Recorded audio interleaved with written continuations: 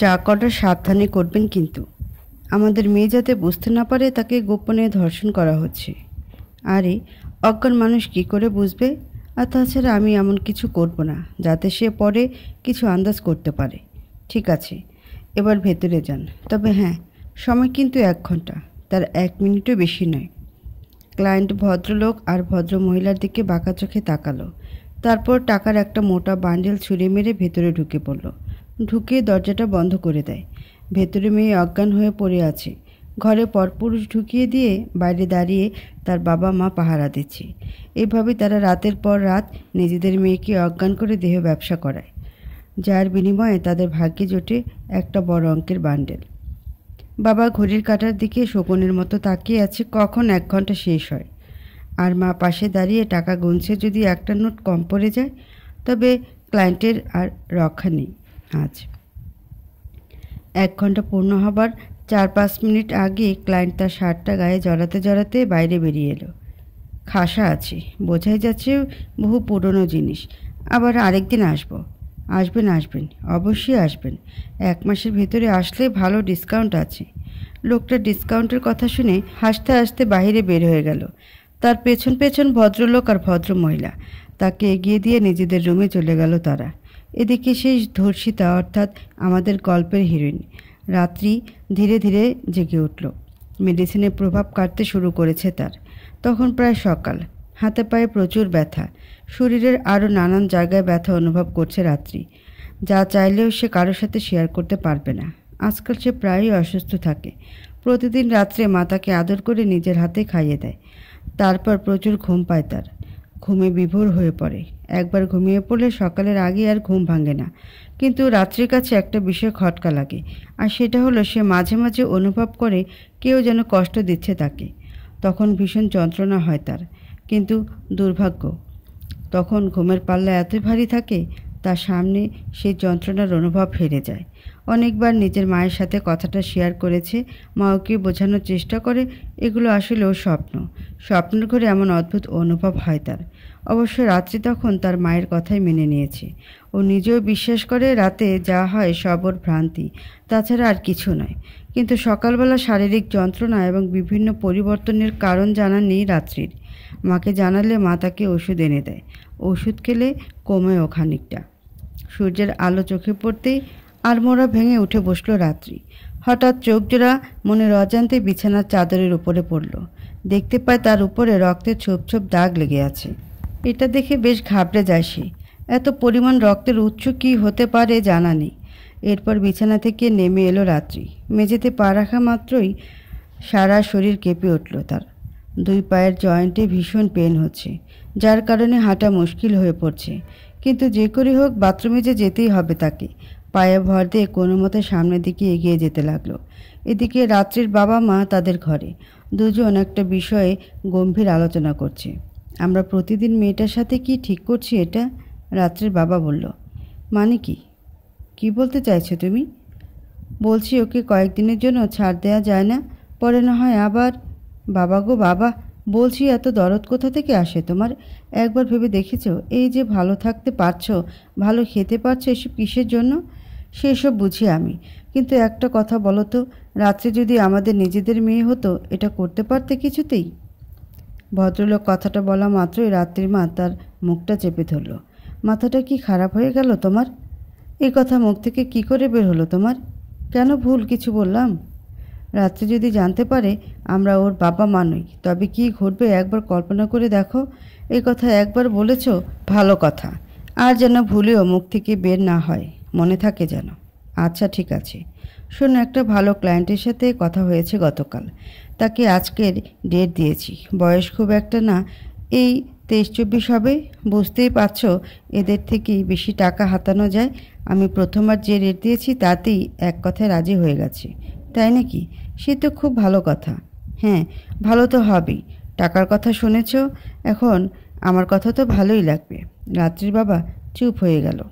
দেখো, আমি যদি ফের ওই বেয়ারিশ মেয়েটার প্রতি দরদ উঠতে উঠতে দেখছি তোমার, সেদিন তোমার একদিন কি আমার একদিন। একদম আমার কাজে ঝামেলা করার চেষ্টা করবে না। ওর প্রতি দরদ কে দেখায়?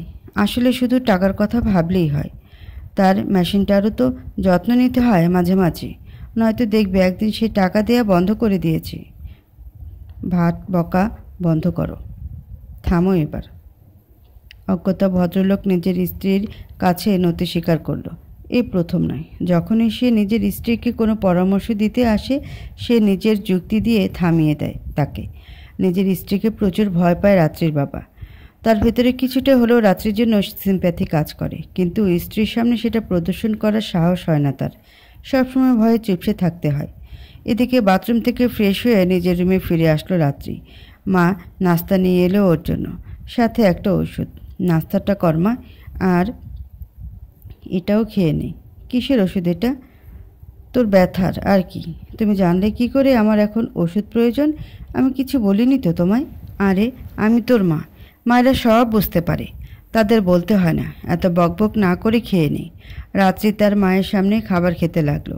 রাত্রিমা রাতেই ক্লায়েন্টকে দেখে আন্দাজ করতে পেরেছিল সে বাড়াবাড়ি করে ফেলবে, তাই নিজে থেকে ওষুধ নিয়ে এসেছে। না, মেয়েকে ভালোবেসে নয়। মেয়ে ওষুধ খেয়ে সুস্থ না হলে রাতের কাজ হবে কি করে? আর কোনো কিছু টেনশন না থাকলে এই টেনশন সবসময় মাথায় ঘোরে তার। মেয়েকে ভালো খাইয়ে পরিয়ে তাকে ক্লায়েন্টের জন্য প্রস্তুত করে রাখতে এক চুলো কার্পণ্যতা করে না সে। একটু পরে ড্রয়িং রুম থেকে রাত্রির বাবার কণ্ঠস্বর ভেসে আসলো। সে তার স্ত্রীকে ডাকছে। মা রাত্রিকে তার রুমে রেখেই নিচে নেমে আসলো। ড্রয়িং রুমে একজন বৃদ্ধ লোক বসে আছে। রাত্রির মা তাকে দেখিয়ে চমকে উঠল। এ কি, আপনি আপনি আমাদের বাসায় কেন এসেছেন? আর তুমি এনাকে কিছু বলছো না কেন? মহিলা তার স্বামীকে উদ্দেশ্য করে বলে, আরে ইনি আগে কি বলতে চায় সেটা তো শোনো। এত বছর পরে আমাদের আবার কোনো দরকার পড়ল? কেন এসেছেন বলুন? আপনি ভয় পাবেন না, আমি থাকতে আসিনি এখানে। তো কেন এসেছেন? দেখুন, এমনিতেই অনেক টাকা দিয়েছি আপনাকে, এখন কিন্তু আর কিছু দিতে পারবো না। আমি টাকা চাইতে আসিনি, কিছু দিতে এসেছি, যা অনেক আগে দেওয়া উচিত ছিল আমার। দিতে এসেছেন? কি দিতে এসেছেন? আজ থেকে প্রায় 15 বছর আগে। হ্যাঁ, 15 বছর আগে 20,000 টাকা দিয়ে আপনার থেকে একটা মেয়ে বাচ্চা কিনেছিলাম। তার কিছুই ভুলিনি আমরা। আপনি বড্ড বেশি কথা বলেন, আগে আমাকে আমার কথা শেষ করতে দিন। ভদ্রমহিলা চুপ হয়ে গেল। আমি যখন আমার 4 বছরের মেয়েকে বিক্রি করি আপনাদের কাছে, ওর ব্যবহৃত সমস্ত জিনিস সাথে দিয়ে দিয়েছিলাম। কিন্তু তখন আমার একটা ভুল হয়ে যায়। একটা দামি জিনিস আমি দিতে ভুলে গেছিলাম সেদিন, আর সেটা ফেরত দিতে এসেছি। কী জিনিস? বৃদ্ধ লোকটা তার পকেট থেকে একটা সোনার লকেট বের করলেন। এই যে এটা। আপনাদের আমি তখন বলিনি, রাত্রি আমার নিজের মেয়ে নয়, ওকে ডাস্টবিনে কুড়িয়ে পেয়েছিলাম আমি। এরপর নিজের কাছে রেখে দিই, লালন পালন করি। একদিন সুযোগ বুঝে বিক্রিও করে দিয়েছিলাম আপনাদের কাছে, কারণ আমি সবসময় ভালোই চেয়েছি ওর। আমি জানতাম আমার থেকে আপনাদের কাছে ও অনেক ভালো থাকবে। আর এই নিন ওর জিনিস, যা ওর গলার সাথে পেয়েছিলাম আমি। এটা নিন আর আমাকে দায়মুক্ত করুন। সব বুঝলাম, কিন্তু এতদিন বাদে নিজের কর্তব্যের কথা মনে পড়লো আপনার? বিষয়টা খটকা লাগলো। আসলে আমি লোকটাকে হারিয়ে ফেলেছিলাম, বহু বছর পরে গতকাল খুঁজে পাই, তাই আর দেরি করিনি, নয়তো অনেক আগেই ফেরত দিতাম। বৃদ্ধ লোক রাত্রে মায়ের হাতে লকেটটা দিল। লকেটটা হাতে পেয়ে তারাই বেশ চিন্তিত হয়ে পড়ে। এরপর ধীরে ধীরে লকেটটা খুলতে থাকে। ভেতরের দৃশ্য দেখে আঁতকে ওঠে দুজনেই। লকেটের ভেতরে দুটো ছবি, একটা রাত্রির বাবার আর একটা রাত্রির মায়ের। এটা সেই লকেট যে লকেট তাদের বাচ্চার গলায় ছিল, আর সে মাত্র 1 মাস বয়সে হারিয়ে যায়। তারপর আর ভদ্রমহিলার কোনো বাচ্চা হয়নি। 4 বছর পরে এই লোকটার থেকে রাত্রিকে কিনে নেয় তারা। তবে কি রাত্রি কোনোভাবে এদেরই হারিয়ে যাওয়া সেই মেয়ে? কথাটা ভাবতেই বুক মোচড় দিয়ে উঠল তাদের। মুহূর্তেই মাথায় যেন গোটা আকাশ ভেঙে পড়ল। কি হলো? আপনাদের দুজনকে এরকম বিচলিত লাগছে কেন? কোনো সমস্যা হয়েছে কি? বৃদ্ধ লোকটা রাত্রির বাবা মাকে উদ্দেশ্য করে বলেন। না, আমরা ঠিক আছি। আচ্ছা, একটা কথা বলুন, আপনি রাত্রিকে প্রথম ঠিক কোন জায়গায় খুঁজে পেয়েছিলেন? আমার বাড়ির কাছেই। আমি ময়লা পরিষ্কারের কাজ করতাম তখন। রাস্তার ময়লা সংগ্রহ করে গাড়িতে নিয়ে যাওয়াই আমার ডিউটি ছিল। একদিন সকালবেলা কাজ করার সময় আমার এক লোক প্রথম রাত্রিকে ডাস্টবিনে পড়ে থাকতে দেখে। তারপর আমি ওকে নিজের সাথে নিয়ে যাই, আমার স্ত্রীর কোলে তুলে দিই। সেদিন আমার স্ত্রী কী পরিমাণ খুশি হয়েছিল বলে বোঝাতে পারবো না। কিন্তু দুর্ভাগ্য, দেখুন, তার কিছু বছর পরেই আমার স্ত্রী মারা যায়। বড্ড একা হয়ে পড়ে রাত্রি। আমিও কাজের জন্য সময় দিতে পারতাম না ওকে। এরপর সিদ্ধান্ত নিই ওর এমন একটা ব্যবস্থা করব যাতে ও সারা জীবন সুখী থাকতে পারে। এরপর আপনাদের সাথে পরিচয় হয় আমার। যেহেতু আমি ওর আসল বাবা ছিলাম না, তাই দত্তক দেওয়া সম্ভব হয়নি আমার জন্য। আপনারাই এক প্রকার জোর করে মোটা টাকা দিয়ে কিনে নিয়ে যান ওকে। আমার কিন্তু টাকার বিষয়ে চরম আপত্তি ছিল তখন। যদি চান আমি টাকাটা এখনও ফেরত দিতে পারি, কারণ আমি কখনোই চাইনি আমার মেয়েকে অন্য কারোর কাছে বিক্রি করতে। রাত্রির বাবা মায়ের বৃদ্ধ লোকের কথায় তেমন ভ্রুক্ষেপ নেই। এক গভীর ভাবনার জগতে ডুবে আছে দুজন। তাদের মুখে কোনো কথা নেই। বৃদ্ধের এদের হাবভাব একদম ভালো লাগলো না। আচ্ছা, রাত্রি কোথায়? ওকে একটিবার দেখা যাবে? কেন? তার সাথে দেখা করে কি কাজ আপনার? বাহ, এত বছর পরে এসেছি, মেয়েটাকে দেখব না? ও কি বাড়িতে আছে? না, এখন কারোর সাথে দেখা হবে না। আপনি চলে যান দয়া করে। আমি জানি আপনাদের ভয়টা ঠিক কোথায়। বিশ্বাস করুন, আমি ওকে কিছুই বুঝতে দেব না। আপনাকে বলছি তো দেখা হবে না। আর এটা ভুলে যাবেন না, মেয়েকে দান করেননি আপনি, মোটা টাকার বিনিময়ে বিক্রি করেছেন। আপনার জোর খাটানোর জায়গা এটা নয়, বুঝতে পেরেছেন? আশা করি। দয়া করে চলে যান। বৃদ্ধ বুঝতে পারল এদের সাথে কথা বলা বেকার। অজ্ঞতা উঠে চলে গেল সে। এদিকে রাত্রির বাবা মা বিমর্ষ হয়ে বসে আছে। তারা এখনও জানে না রাত্রি সত্যি তাদের মেয়ে কিনা। শুধুমাত্র একটা লকেট যথেষ্ট প্রমাণ হতে পারে না। লকেটটা তাদের মেয়ের গলা থেকে কোনোভাবে অন্য কারোর গলায়ও চলে যেতে পারে। আর এই বৃদ্ধ লোকটাই যে সব সত্যি বলছে তার কি প্রমাণ? সব কিছু মিলিয়ে একটা গোলক ধাঁধার ভেতরে পড়ে গেল দম্পতি। একটু পরে তাদের কাছে একটা ফোন কল আসে। স্ক্রিনের দিকে তাকিয়ে দেখে আজকের ক্লায়েন্টের নম্বর। এটা দেখে বুক ধড়ফড় করতে লাগলো তাদের। কাঁপা কাঁপা হাতে রাত্রির মা ফোনটা রিসিভ করলো। হ্যাঁ বলুন। শুনুন, কিছু কথা আছে আপনার সাথে। কি কথা? আমি কিন্তু সন্ধ্যার পরে আসব। বেশি রাত করা আমার পক্ষে সম্ভব নয়। মেয়েকে যেভাবে হোক 8টা-9টার ভেতরে রেডি করে রাখবেন। এটা কি বলছেন আপনি? এটা তো খুব চাপের হয়ে গেল। আমি এত কিছু জানি না। যেভাবে হোক ম্যানেজ করে রাখবেন। টাকা নেবার সময়ে এক একটা নোট কতবার করে গুনে নিয়েছিলেন মনে আছে নিশ্চয়ই? লোকটা এই বলে কলটা কেটে দিল। ফোনটা হাতে ধপাস করে সোফার উপরে বসে পড়ল রাত্রির মা। এটা তুমি কি করলে? লোকটাকে কেন মুখের উপরে না করে দিলে না? রাত্রির বাবা ছুটে এসে তার স্ত্রীকে বলে। না করব? কিভাবে না করে দিতাম আমি? অ্যাডভান্স 10,000 টাকা নিয়েছি, ভুলে গেছো? এখনও কি করে এই টাকা ফেরত দেব আমরা? সে উপায় আছে? আমি এত কিছু জানি না রাত্রির মা, কিন্তু একটিবার ভেবে দেখো, রাত্রি যদি সত্যি আমাদের মেয়ে হয়ে থাকে তখন নিজেদের কিভাবে ক্ষমা করব আমরা? আমাদের দুজনের ডুবে মরা ছাড়া উপায় থাকবে না তখন। সে চিন্তা কি আমার নেই? কিন্তু এখন কি করব আমরা, তুমিই বলো। দেখো, ভয় আমার হাত পা ঠান্ডা হয়ে আসছে। এ কোন বাজে অবস্থায় ফাঁসিয়ে দিল আল্লাহ আমাদের, তিনিই ভালো জানেন। আমি লোকটাকে না করে দেব। ফোন লাগাও তুমি। নিজের মেয়ের জীবনই এভাবে খেলতে পারবো না আমি। আগে না হয় না জেনে অনেক পাপ করেছি, কিন্তু এখন জেনে শুনে নিজের মেয়ের এই সর্বনাশ করতে পারবো না। হ্যাঁ, আমি জানি না রাত্রি সত্যি আমাদের মেয়ে কিনা, কিন্তু সন্দেহের বশে হলেও এই কাজ করতে পারবো না আমি। ঠিক বলেছ। আমি ফোন করে না করে দিচ্ছি, আর টাকা যেভাবে হোক ফিরিয়ে দেব আমরা। রাত্রির মা ক্লায়েন্টের নম্বরে ডায়াল করতেই হতাশ হয়ে পড়ে। নম্বরটা বারবার আনরিচেবল বলছে। তার মানে লোকটা ফোন বন্ধ করে রেখেছে। এবার দম্পতি আরও বেশি চিন্তায় পড়ে গেল। এই মুহূর্তে জলে কুমির, ডাঙ্গায় বাঘ অবস্থা তাদের। এমনিতেই তাদের কাজটা চরম বেআইনি।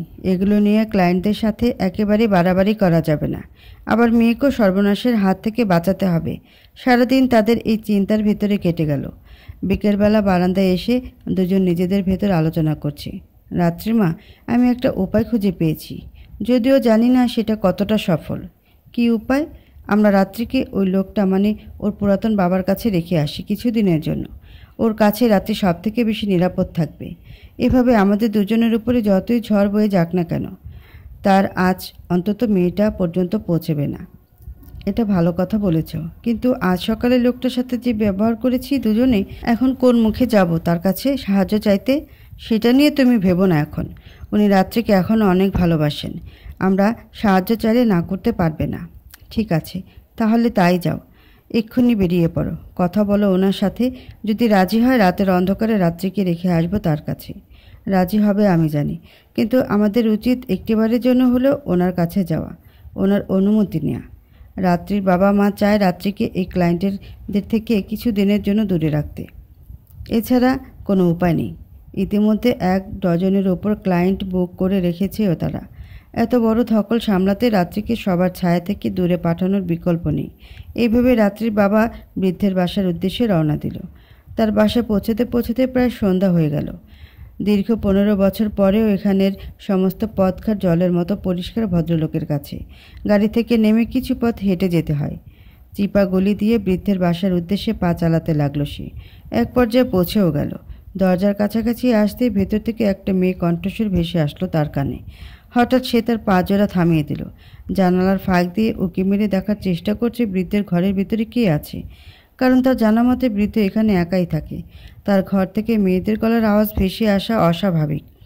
জানালার ফাঁক দিয়ে ভেতরের দৃশ্য ভালো করে অনুধাবন করা যাচ্ছে না, তবুও সে আপ্রাণ চেষ্টা করছে কিছু দেখার জন্য।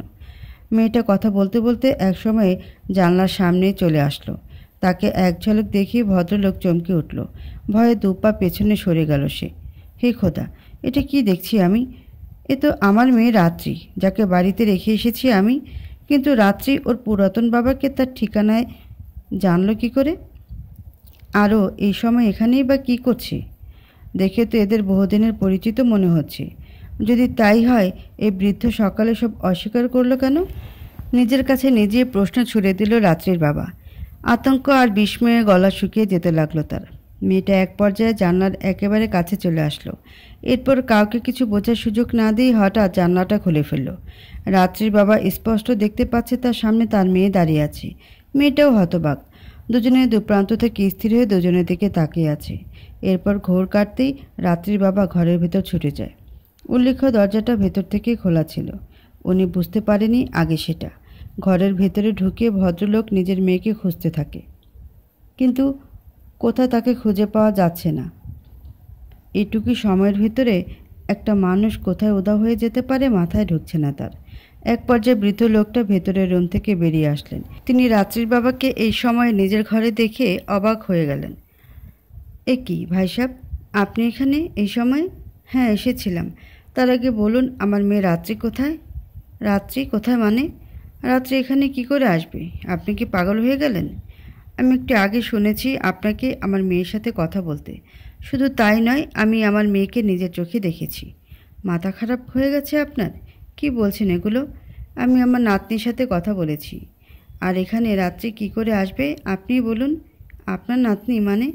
এই মহলায় আছে একজন, ও প্রায়ই আসে আমার খোঁজখবর নিতে।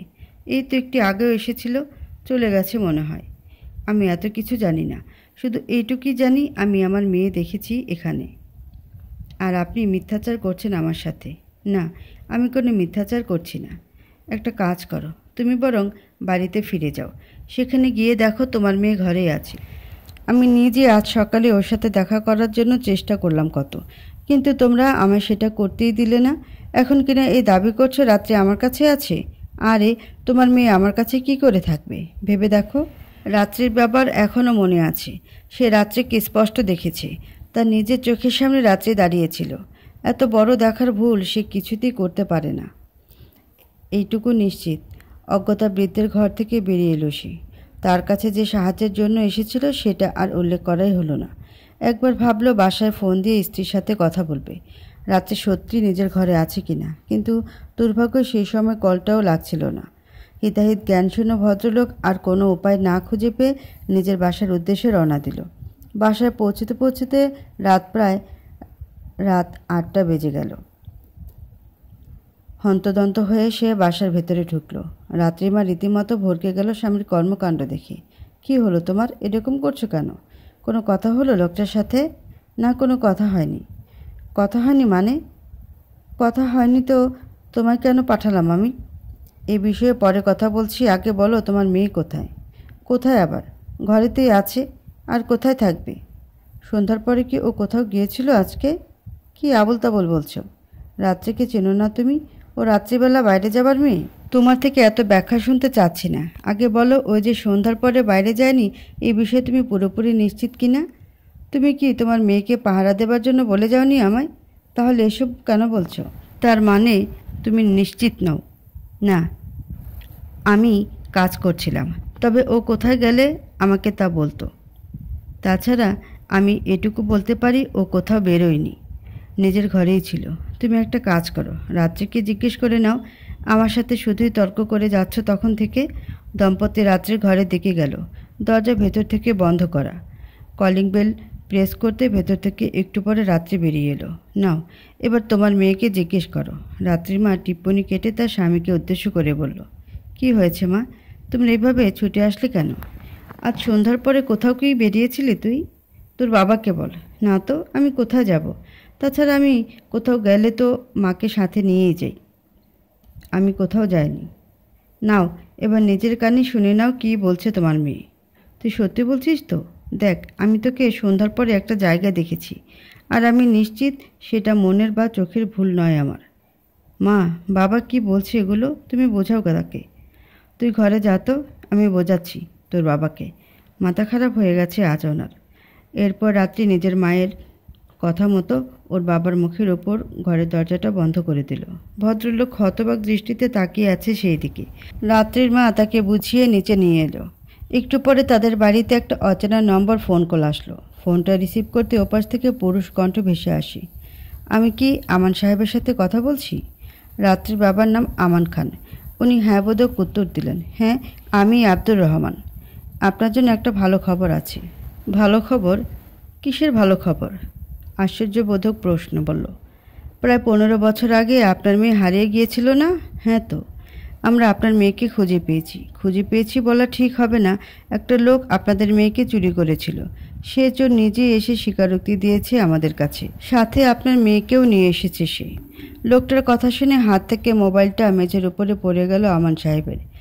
স্ত্রী এই দৃশ্য দেখে ছুটে আসলো তার দিকে। এ কি, কি হলো তোমার আবার?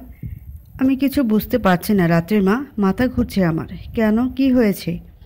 আমাদের মনে হয় কোথাও একটা মারাত্মক ভুল হচ্ছে। ভুল? কিসের ভুল? এইমাত্র একজন পুলিশ অফিসার ফোন দিয়ে কি বলল জানো? সে বলছে আমাদের মেয়েকে নাকি খুঁজে পাওয়া গেছে। কি? আমাদের মেয়েকে খুঁজে পাওয়া গেছে মানে? কে খুঁজে পেল তাকে? আর কিভাবে বা পেল? অবাক আর বিস্ময়ের ভঙ্গিতে প্রশ্ন করল। আমি এত কিছু তো জানি না, তবে সে বলল যে লোকটা আমাদের মেয়েকে চুরি করে নিয়ে গিয়েছিল সে নিজে থেকে নাকি ধরা দিয়েছে। কি বলছো তুমি এগুলো? যদি তাই হয়ে থাকে তাহলে রাত্রি কে, যাকে নিজেদের মেয়ে ভাবছি আমরা? আমি সত্যি কিছুই বুঝতে পারছি না।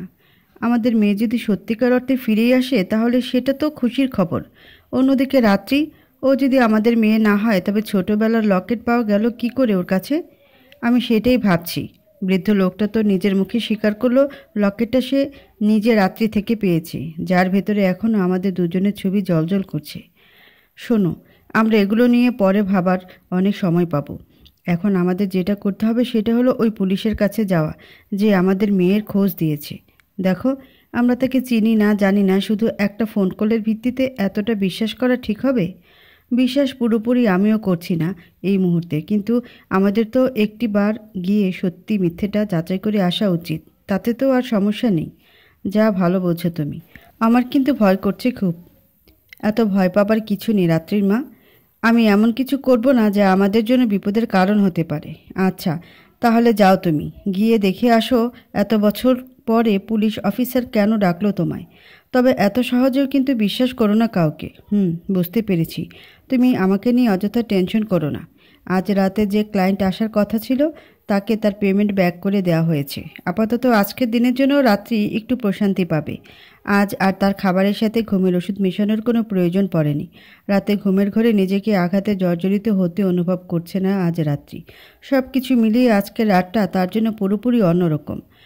ওর দিক থেকে বিচার করলে আজকের রাতটাই একটু অস্বাভাবিক, কারণ অন্যান্য রাতে এতগুলো দিন ধরে যেভাবে কেটে এসেছে আজ আর সেইভাবে কাটছে না। পরের দিন সকালবেলা স্ত্রী আর মেয়ে থেকে বিদায় নিয়ে আমান সাহেব অর্থাৎ রাত্রির বাবা বেরিয়ে পড়লেন। পুলিশ অফিসার যে ঠিকানা দিয়েছে সেটা তার বাসা থেকে বেশ অনেকটাই দূরে। যেতে যেতে প্রায় 2 ঘন্টার মতো লেগে গেল তার। এখানে আসতে বেশ বেগ পেতে হয়েছে তাকে, কারণ এই জায়গায় সে একেবারেই নতুন, আগে কখনো আসেনি। অনেক খুঁজে বাড়িটা বের করলো আমান সাহেব। বাড়ির বাইরে দাঁড়িয়ে অফিসারকে ফোন দিল সে। আমি পৌঁছে গেছি স্যার, এই তো আপনার বাড়ির সামনে দাঁড়িয়ে আছি। বাহ, ভালো খবর। গেট দারোয়ানকে আমার কথা বলুন, সে নিজে ভেতরে আসার পথ দেখিয়ে দেবে। আচ্ছা। রাত্রে বাবার একটা বিষয় বেশ সন্দেহ হচ্ছে, কারণ লোকটা একজন পুলিশ অফিসার। তাহলে সে তাকে থানায় না রেখে নিজের বাড়িতে ডাকলো কেন? এমনিতেই আইনের সংস্পর্শে যেতে ভীষণ ভীতি আমান সাহেব আর তার স্ত্রীর, আর সেটাই স্বাভাবিক। যারা সবার আড়ালে কুকর্ম করে বেড়ায় তাদের আইনকে ভয় পাওয়াটাই স্বাভাবিক। নিহাত এই বিষয়টা তার নিজের মেয়েকে জড়িয়ে, তাই বাধ্য হয়ে এখানে ছুটে এসেছে আমান সাহেব। ভেতরে ঢুকে ভয় আরও বেড়ে গেল তার। এত বড় বাড়ি, অথচ লোকজন নেই।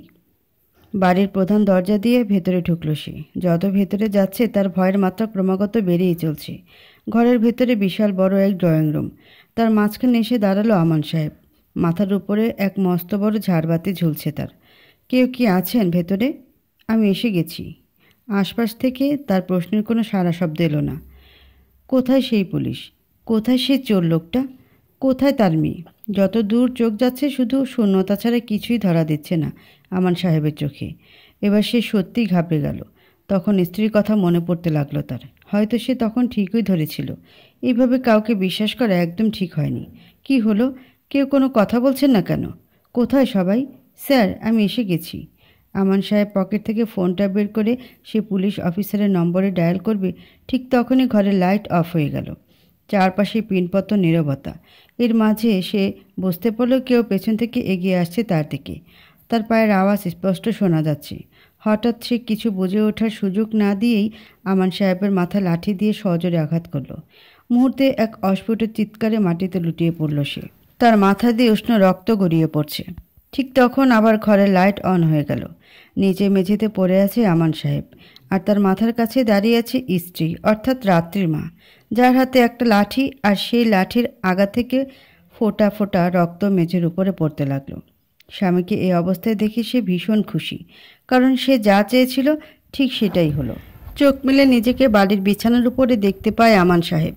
পাশে দাঁড়িয়ে তার মেয়ে রাত্রি কান্না করছে, আর স্ত্রী মনমরা ভাব নিয়ে দাঁড়িয়ে আছে। ধীরে ধীরে আমান সাহেবের পূর্বের সকল ঘটনা মনে পড়তে লাগলো।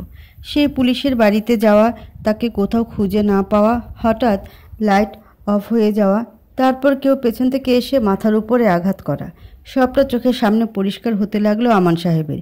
কিন্তু এত কিছু ঘটার পরে সে নিজের বাড়িতে কি করে এলো বুঝতে পারছে না। এ কি, আমি এখানে এলাম কি করে? অস্ফুট সুরে নিজের স্ত্রীর প্রতি প্রশ্ন আমান সাহেবের। তোমাকে আমি কতবার বলেছি এইভাবে কারোর মুখের কথা বিশ্বাস করো না। শুনলে না তো আমার কথা? আজ তোমার ভালো মন্দ কিছু হয়ে গেলে আমাদের কি হতো? এই বলে ভদ্র মহিলা কান্না জুড়ে দিলেন। আচ্ছা, মানছি ভুল করেছি আমি, কিন্তু আমি বাড়িতে কি করে এলাম সেটা তো বলো। বাবা, তুমি একদম কথা বলো না।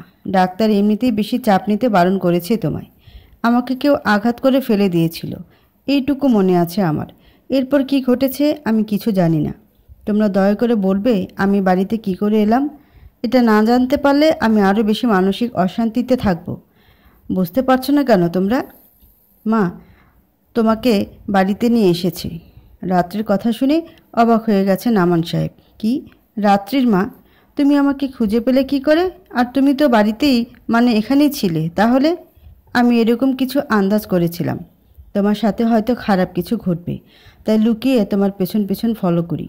যখন তুমি ওই বাড়িতে ঢুকেছ আমি আড়ালে লুকিয়েছিলাম।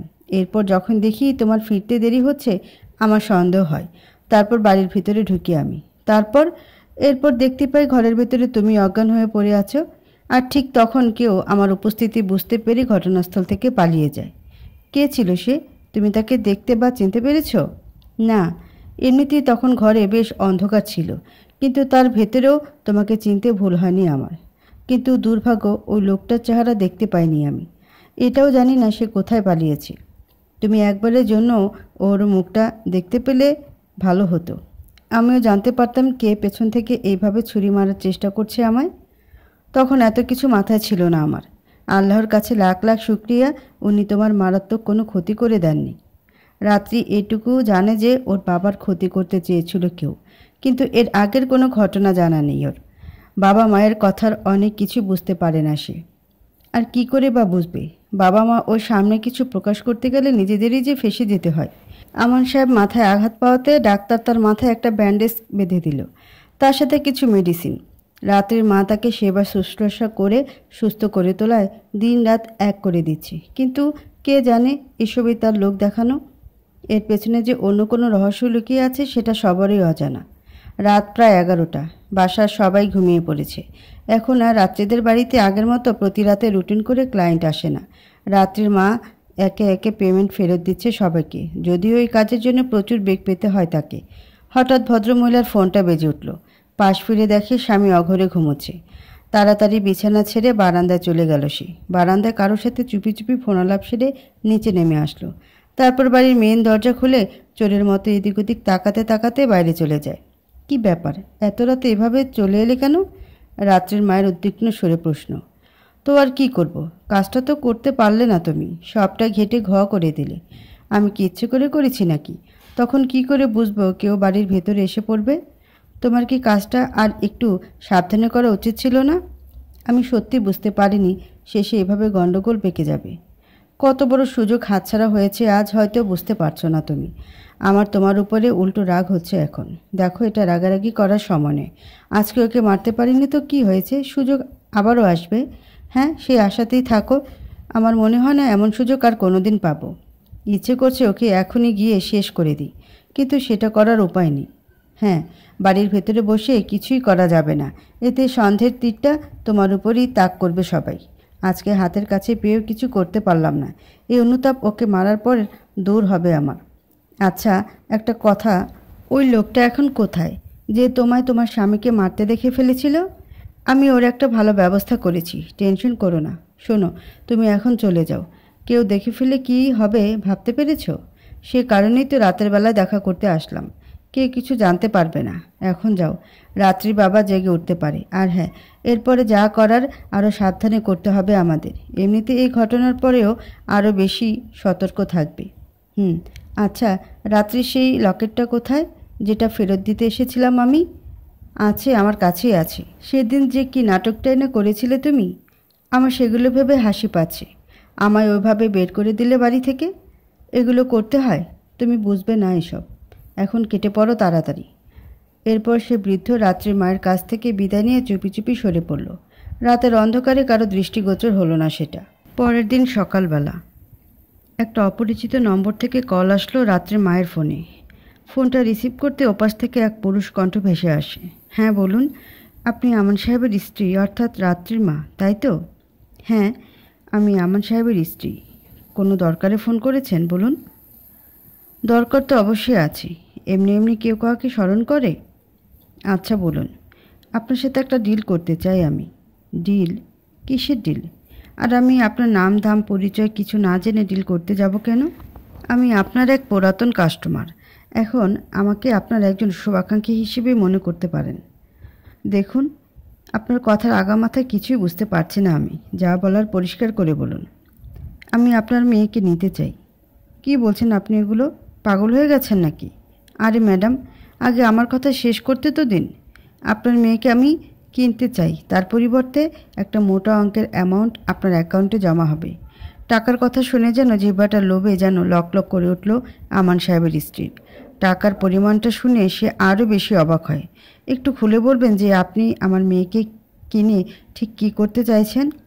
সেটা জানা আপনার কাজ নয়। ধরে নিন আপনি এতদিন ধরে যা যা করে আসছেন সেগুলোই করব, অথবা তার থেকেও ভয়ানক কিছু।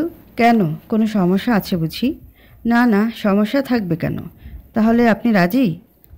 আমি পরে ভেবে আপনাকে জানাচ্ছি, একটু সময় দিন আমায়।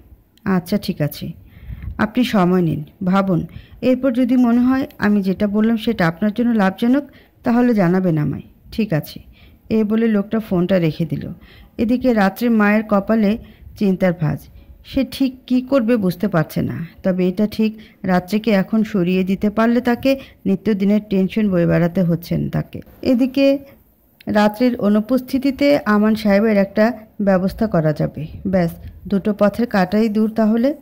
নিজের মেয়েকে দিয়ে অর্থ উপার্জন করা ছাড়া কোনো উদ্দেশ্য নেই ভদ্রমহিলার। যদিও সে তাকে ছাড় দিতে চেয়েছিল কিছু সময়ের জন্য, কিন্তু এখন এই সুযোগটা কাজে না লাগালে এতগুলো টাকা হাতছাড়া হয়ে যাবে।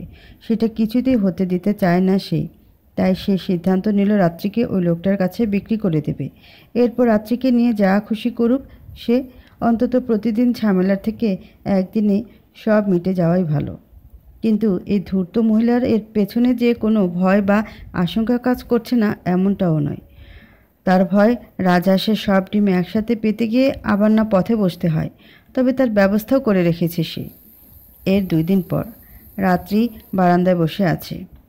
ওর মা তখন হাতে দুটো চায়ের কাপ নিয়ে উপস্থিত হলো। তখন প্রায় সন্ধ্যা। আমান সাহেব বাসায় নেই। তাকে একটা কাজের অজুহাত দেখিয়ে দূরে পাঠিয়ে দেওয়া হয়েছে। অজ্ঞতা ভদ্রলোক অসুস্থ শরীর নিয়ে বেরিয়ে পড়েছে স্ত্রীর আদেশ পূরণ করতে। রাত্রির মা এসে ওর পাশে বসলো। এরপর রাত্রিকেও বসতে বলে। আমার পাশে বস মা। রাত্রি শুকনো মুখে ওর মায়ের বিপরীত পাশের বেতের সোফাটায় বসলো। কি হয়েছে তোর মা? কদিন ধরে বেশ মনমরা লাগছে তোকে। এই কথা শুনে রাত্রি ওর মায়ের দিকে হাঁ করে তাকিয়ে রইল। মা এমন উদারতা দেখাচ্ছে, এটা দেখে অবাক না হয়ে পারল না সে। না, আমি ঠিক আছি মা। তোমার আমাকে নিয়ে অযথা চিন্তা করতে হবে না। আচ্ছা, বাবা কোথায় গেছে? এই তো একটু বাইরে গেছে কাজে। ফিরতে একটু রাত হবে মনে হয়। রাত্রি আর কোনো কথা না বলে নিচের দিকে তাকিয়ে রইল। কি হলো, কোনো কথা বলছিস না যে? এভাবে মুখ ভার করে আছিস কেন? কি বলবো, তুমি বলো মা। তোমার সাথে কি এমন কথা থাকতে পারে আমার? দেখ, তোর জন্য ভালো করে চা বানিয়ে নিয়ে এসেছি। চল, 2 মা মেয়ে মিলে চা খেতে খেতে একটু গল্প করি। আমার এখন চা খেতে ইচ্ছে করছে না। আরে খা না মা। মা বললে না করতে নেই। তুই না খেলে আমারও খাওয়া হবে না।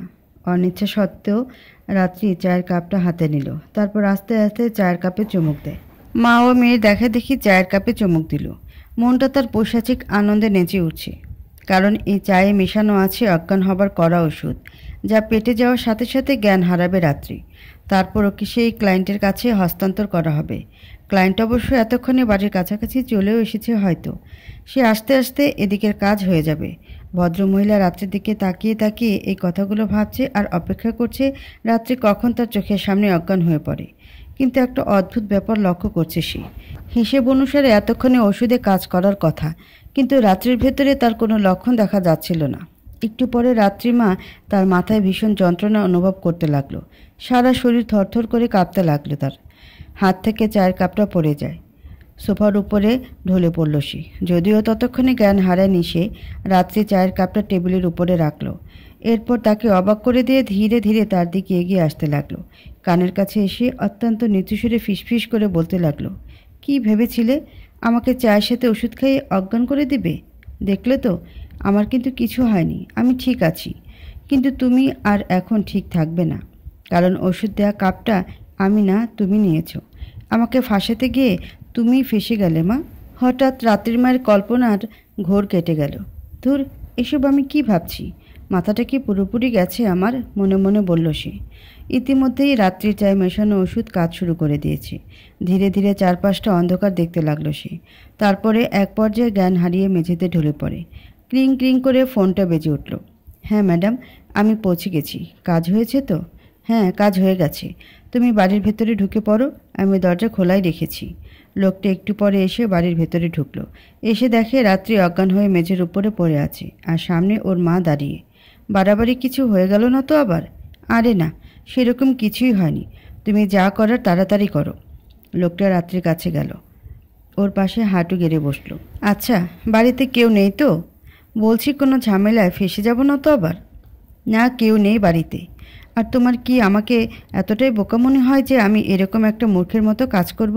ঠিক আছে, ওকে এখান থেকে গাড়িতে তুলতে হবে আগে, আপনি হেল্প করুন। এরপর সেই লোকটা আর রাত্রিমা রাত্রিকে অজ্ঞান অবস্থায় ধরে নিয়ে গাড়ির কাছে নিয়ে গেল। তারপর গাড়ির ভেতরে সিটের উপরে শুয়ে দেওয়া হয়।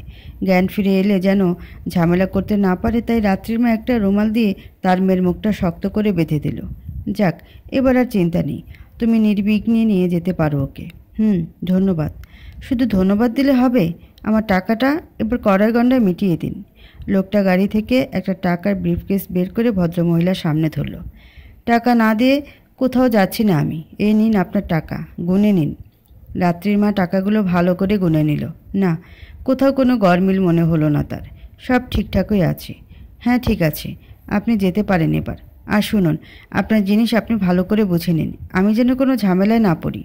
না, আপনি যে উপকার করলেন আমার, এমন কিছু করব না যাতে আপনার প্রবলেম হয়। লোকটা গাড়িতে উঠতে যাবে ঠিক তখন আবারও পেছন ফিরে তাকালো। ততক্ষণে রাত্রির মা তার ঘরের দিকে পা বাড়িয়েছে। একটা কথা বলি ম্যাডাম, যদিও এটা আমার এখতিয়ারের ভেতরে পড়ে না, তারপরে জিজ্ঞেস না করে পারলাম না। কি কথা? আচ্ছা, রাত্রি আপনার নিজের মেয়ে তো? মানে আপনি তো ওর মা, তাহলে মেয়েকে অন্যের কাছে কিছু টাকার বিনিময়ে? এত জেনে তোমার কি কাজ বাপু? যা চেয়েছো পেয়েছো তো, এবার মানে মানে কেটে পড়ো। আপনি চাইলে আমার প্রশ্নের উত্তর দিতে পারেন, নির্ভয়ে দিতে পারেন। বললাম না আপনার কোনো ক্ষতি হয় এমন কাজ করব না আমি। হ্যাঁ, আমার মেয়ে, আমি নিজের ইচ্ছেতে মেয়েকে বিক্রি করে দিচ্ছি। এতে যদি তোমার মনে হয় আমি অনেক খারাপ মা, তাহলে মনে রেখো তুমিও কিন্তু সাধু পুরুষ নও। ঠিক আছে, এবার আসি তাহলে। ভালো থাকবেন। রাত্রির মা আর কোনো কথা ভ্রুক্ষেপ না করে হনহন করে ঘরের ভেতর চলে গেল। মেন দরজা বন্ধ করার আগে একবার বাইরের দিকে উঁকি মেরে তাকালো সে। ততক্ষণে লোকটার গাড়িটা ছেড়ে দিয়েছে। সে তিয়াস নামে নিজের পরিচয় দিয়েছে। তাছাড়া তার দাবি ছিল সে একজন পুরাতন ক্লায়েন্ট, অথচ একে রাত্রিমা কোনোদিন দেখেছে বলে বা আলাপ হয়েছে বলে একটি বারের জন্য হলেও মনে হলো না। তার থেকে বড় কথা, লোকটার চেহারা আচার আচরণ দেখে মোটেও বোঝা যায় না যে সে এই লাইনের মানুষ। পুরো ব্যাপারটাই বেশ বেখাপ্পা লেগেছে। যদিও এই খটকাগুলো যে প্রথমবারের মতো রাত্রের মায়ের মনে উদয় হচ্ছে এমন নয়, এর আগেও হয়েছে, কিন্তু এতগুলো টাকার কাছে সমস্ত খটকা মনের প্রশ্ন পাত্তা পায়নি তখন। এখন যেহেতু টাকা নেওয়া হয়ে গেছে, সব সংশয় এসে একে একে জমা হচ্ছে। লোকটা যা বলছে সত্যি তো? কি তার পরিচয়? এতগুলো টাকা দিয়ে রাত্রিকে কিনে নেবার উদ্দেশ্য কি তার? যদি মনে ভোগ করার লালসা থেকে থাকতো, সেটা সে যখন তখন এসে মিটিয়ে নিতে পারত। তাই বলে মানুষটাকেই কিনে নিল সে? এদিকে তিয়া সাহেবের গাড়ি এগিয়ে চলছে আপন গতিতে। তার পেছনের সিটে রাত্রি দেহ অজ্ঞান অবস্থায় পড়ে আছে এখনও। বারবার কল আসছে তার ফোনে। সেগুলো ইগনোর করে মনোযোগ দিয়ে ড্রাইভ করতে লাগলো সে। এক পর্যায়ে সে নিজের গন্তব্যে পৌঁছে গেল। সেখানে তার জন্য কেউ অপেক্ষা করে আছে। তিয়াসকে দেখে সে একটা মুচকি হাসি দিল। বাহ, কাজটা করে ফেলেছে তাহলে। হ্যাঁ, এই দেখুন। আচ্ছা, টাকাগুলো যে নকল বুঝতে পারেনি তো? বা সন্দেহ করেনি তো? না, কিছু সন্দেহ করেনি। আমি যতটা চালাক ভেবেছিলাম তাকে, ভদ্রমহিলা ততটাও চালাক নন। এবার গাড়ি থেকে তাড়াতাড়ি নামাও ওকে। না জানি বেচারি কত কষ্টে আছে।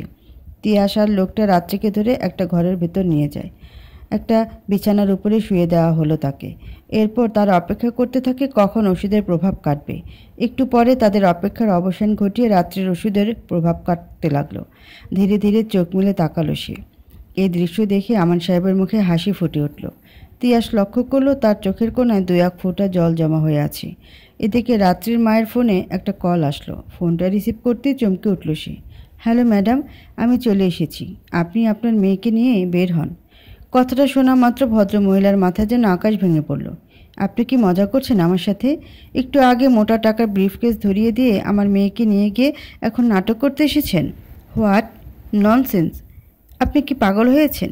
কে টাকা দিল আপনায়? আর কে বা আপনার মেয়েকে নিল? আমি এইমাত্র আসলাম। তার মানে আপনি আসেননি? না, আমি তো আপনাকে আগে জানিয়ে দিলাম আসতে আসতে রাত 10টা বাজবে, আর এখন 9:45। ভদ্রমহিলার বুঝতে আর বাকি রইল না কেউ চোখে ধুলো দিয়ে তার মেয়েকে নিয়ে পালিয়ে গেছে। ফোনটা ছুঁড়ে ফেলে টাকার ব্রিফকেসের দিকে ছুটে গেল সে। অমনি সেই ব্যক্তি এসে ঘরের ভেতরে ঢুকে পড়ল। সেও তার সাথে ছুটে গেল। রাত্রির মা হাহুতাশ করতে করতে ব্রিফকেসটা হাতে নিল, তারপর মেঝেতে বসে পড়ে। লোকটা ব্রিফকেস থেকে একটা টাকার ব্যান্ডেল তুলে পরখ করতে লাগলো। সর্বনাশ, এগুলো তো সব ফেক টাকা। কি বলছো তুমি? এগুলো আসল টাকা নয়? না, এখানের একটা নোটও আপনি কাজে লাগাতে পারবেন না। কে দিয়েছে আপনি এগুলো? বললাম না, একটু আগে একটা লোক টাকা দিয়ে আমার মেয়েকে নিয়ে গেছে আমার থেকে, সেই দিয়েছে। আপনাকে চূড়ান্ত বোকা বানানো হয়েছে ম্যাডাম। এটা কি করলেন আপনি? নিজের সর্বনাশ তো নিজেই করলেন, সাথে আমারও। এবার আমি বসকে কি জবাব দেব? ভুল করেছি আমি, তাকে বিশ্বাস করে ভুল করেছি আমি। আমার টাকা তো গেলই, সাথে মেয়েও। এবার কি করব আমি? কি আর করবেন, বসে বসে কপাল চাপটান। আসলে আপনাদের মতো অতিলোভী মানুষদের সাথে এমনটাই হয়। টাকার লোভে হিতাহিত জ্ঞানশূন্য হয়ে পড়েন আপনারা। আমি ছাড়ব না, কিছুতেই ওকে ছাড়ব না। একবার খুঁজে পাই, তারপর কি অবস্থা করব ও নিজেই ভাবতে পারছে না।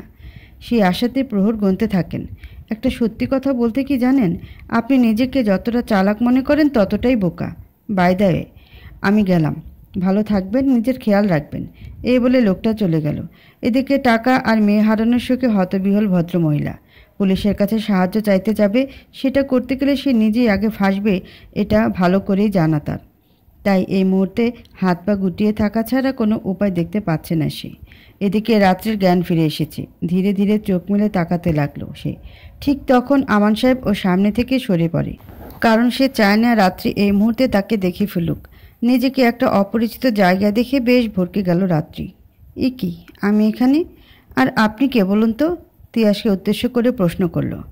আপনি আমাকে চিনবেন না, আমার নাম তিয়াস, আর এটা আমারই ঘর। মানে আপনি আমাকে এখানে কেন নিয়ে এসেছেন? আর আমি? রাত্রির সবটা মনে পড়তে লাগলো। মায়ের সাথে চা খেতে খেতে গল্প করা, এখানে খেতে খেতে বলতে পান করা বোঝানো হয়েছে। তারপর হঠাৎ করে মাথায় যন্ত্রণা অনুভব করা। এরপর আর কিছু মনে নেই রাত্রির। তবে সে এইটুকু বুঝতে পেরেছে চাটা খেয়ে নিশ্চয়ই অজ্ঞান হয়ে গিয়েছিল। কিন্তু তারপরে এই লোকটার সাথে এখানে এলো কী করে বুঝতে পারছে না। কি হলো, কিছু মনে পড়ল কি? হ্যাঁ, মনে পড়েছে খানিকটা। আমি আমার বাড়িতে জ্ঞান হারিয়েছিলাম, তখন তো মা ছিল আমার সাথে। তারপর আপনার এখানে কি করে চলে আসলাম আমি? একটু পরিষ্কার করে বলবেন আমায়। আমি আপনাকে এখানে নিয়ে এসেছি। কেন আমাকে নিয়ে এসেছেন এখানে? আমাকে প্লিজ বাসায় পৌঁছে দিন। বাবা মা নিশ্চয়ই চিন্তা করছে আমার জন্য। না, এখন তো আর সেটা সম্ভব নয়। আপনার যে আর যাওয়া হবে না। হোয়াট? আপনি কি জোর করে আটকে রাখতে চাইছেন আমায়? দেখুন, একদম ভালো হচ্ছে না কিন্তু। আপনাকে জোর করে আটকে রাখতে কেন যাব আমি? আপনার ওপর আমার সম্পূর্ণ অধিকার। সেই অধিকার বোধ থেকে বলছি, কোথাও যাওয়া হবে না আপনার। অধিকার? কিসের অধিকার?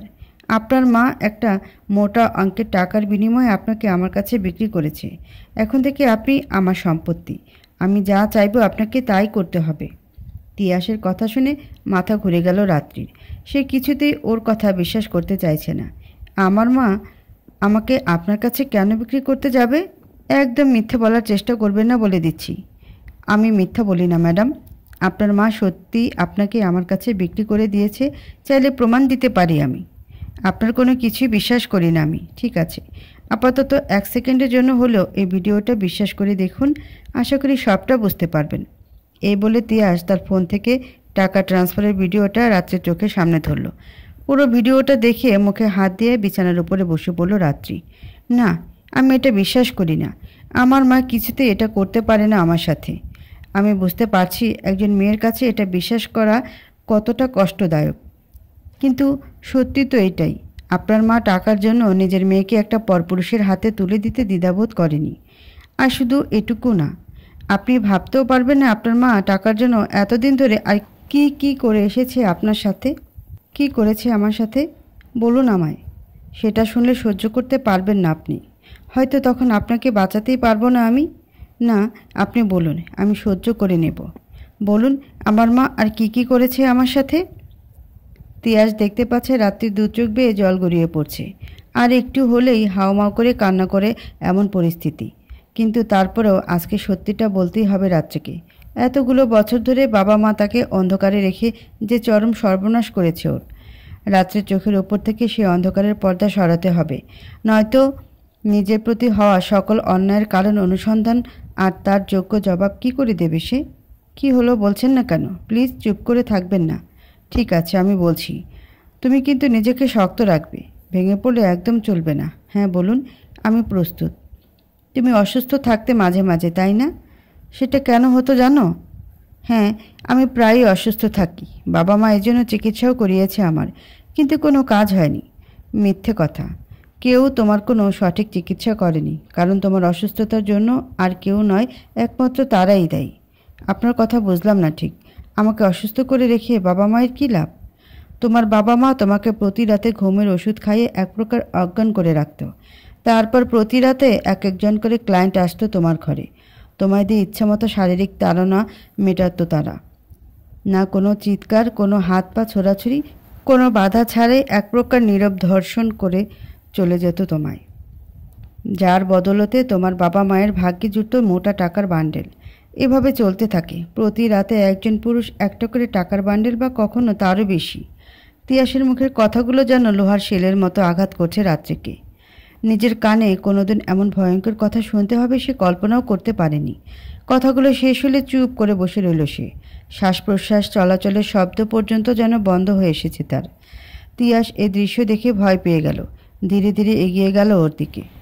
আমি আপনার মনের অবস্থাটা বুঝতে পেরেছি, আর এটাও জানি কথাগুলো শুনে কোনো মানুষের ট্রমায় চলে যাওয়াটা অস্বাভাবিক না। আমার নিজের বাবা মা এটা করলো আমার সাথে। এটা শোনার আগে সৃষ্টিকর্তা আমার মৃত্যু কেন দিল না? ক্রন্দনরত সুরে বলল। একদম ভেঙে পড়বেন না। যা ঘটেছে আপনার সাথে এর জন্য বেশিরভাগ দায়ী আপনার মা। আপনার বাবা কখনো এগুলো করতে চায়নি আপনার সাথে। আচ্ছা, একটা কথা বলুন তো, আপনি এত কিছু কি করে জানলেন আমার বিষয়ে? সে না হয় পরে জানতে পারবেন। তার আগে আমাদের যে অনেক কাজ শেষ করতে হবে। আমাদের জানতে হবে আপনার মা কেন এই অন্যায়গুলো করলো আপনার সাথে। সে কি আদৌ আপনার মা নাকি অন্য কেউ?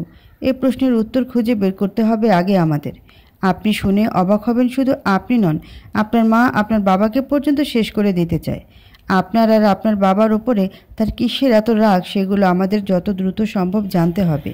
পরের দিন সকালে তিয়াসা রাত্রে সে হাসপাতালে যায় যেখানে রাত্রে জন্ম হয়েছিল। হাসপাতালের ঠিকানা আমান সাহেবই দিয়েছে তিয়াসকে। রাত্রে মায়ের প্রসব বেদনা ওঠার পরে এই হাসপাতালে ভর্তি করানো হয়েছিল তাকে। তারপর সেখানে রাত্রে জন্ম হয়। এরপর নিজের সদ্যজাত সন্তান আর স্ত্রীকে নিয়ে বাড়িতে চলে আসেন আমান সাহেব। এছাড়া আর কিছু জানা নেই তার। তিয়াস আজকে সে হাসপাতালে যাচ্ছে কারণ তার মনে অনেকগুলো প্রশ্ন ঘুরপাক খাচ্ছে। সেগুলোর উত্তর জানাটা খুব জরুরি। হাসপাতালে পৌঁছতে পৌঁছতে প্রায় বিকেল হয়ে গেল। অনেকটা পথ পাড়ি দিয়ে এসেছে তারা। এই জায়গাতে তিয়াস আর রাত্রি আগে আসেনি কখনো, এই প্রথমবার। বহু বছরের পুরনো হাসপাতাল, যদিও চারপাশটা ভালো করে রিপেয়ার করাতে সেইভাবে বোঝা যাচ্ছে না। হাসপাতালে ঢুকে প্রথমেই রিসেপশনে যোগাযোগ করলো ওরা, কিন্তু যে কাজের জন্য এসেছে ওরা সেটা রিসেপশনে বসে করা সম্ভব নয়। হাসপাতালের মালিকের সাথে কথা বলতে বলা হলো ওদের। উল্লেখ্য তিনিও একজন ডাক্তার এবং এই হাসপাতালে কর্মরত আছেন। তিয়াসার রাত্রি বেশ কাঠখড় পুড়িয়ে তার সাথে দেখা করার সুযোগ পেল। হ্যাঁ বলো, কি জানতে চাও তোমরা দুজন? হাসপাতালের মালিক এবং ডাক্তার ইরান আহমেদের প্রশ্ন। আমরা মূলত একটা ডাটা সংগ্রহ করতে এসেছি আপনার এখানে, আর আপনাকে ধন্যবাদ আমাদেরকে আপনার মূল্যবান সময় দেওয়ার জন্য। ডাটা? কিসের ডাটা? ভ্রুকুচকে বলল। বেশ পুরনো বলতে পারেন, আজ থেকে প্রায় 20-21 বছর আগের। হোয়াট? এত পুরনো ডাটা দিয়ে তোমাদের কি কাজ? হ্যাঁ স্যার, শুনতে একটু অদ্ভুত লাগলেও সত্যি। 2001-এর 26শে ফেব্রুয়ারি এই হাসপাতালে রত্না জামান নামের একজনের ডেলিভারি হয়। তো সেদিন যে বাচ্চাটার জন্ম হয় সে এই মুহূর্তে আপনার সামনে বসে আছে। রাত্রি নামর। বুঝলাম, কিন্তু তোমরা ঠিক কী বলতে চাইছো সেটা বলো। সেদিন রত্না জামান ছাড়াও আরও কোনো ডেলিভারি হয়েছিল কি না হাসপাতালে, আমাদের এটা জানাটা খুব জরুরি। আর যদি হয়েই থাকে, কে ছিল সে, কি তার পরিচয়?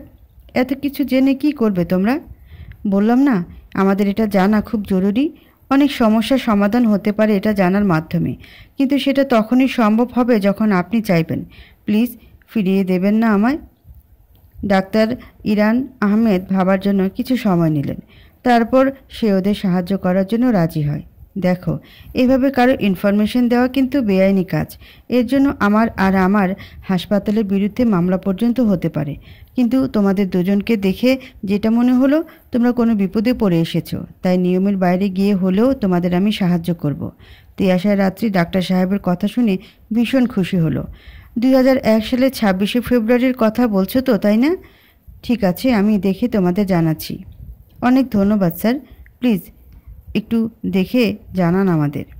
বেশ অনেকক্ষণ পরে ডক্টর ইরান সাহেব একটা ফাইল নিয়ে রুমের ভেতরে ঢুকলেন। তিয়াসার রাত্রি তাকে দেখে উঠে দাঁড়ায়। কি হলো স্যার, কিছু জানতে পারলেন?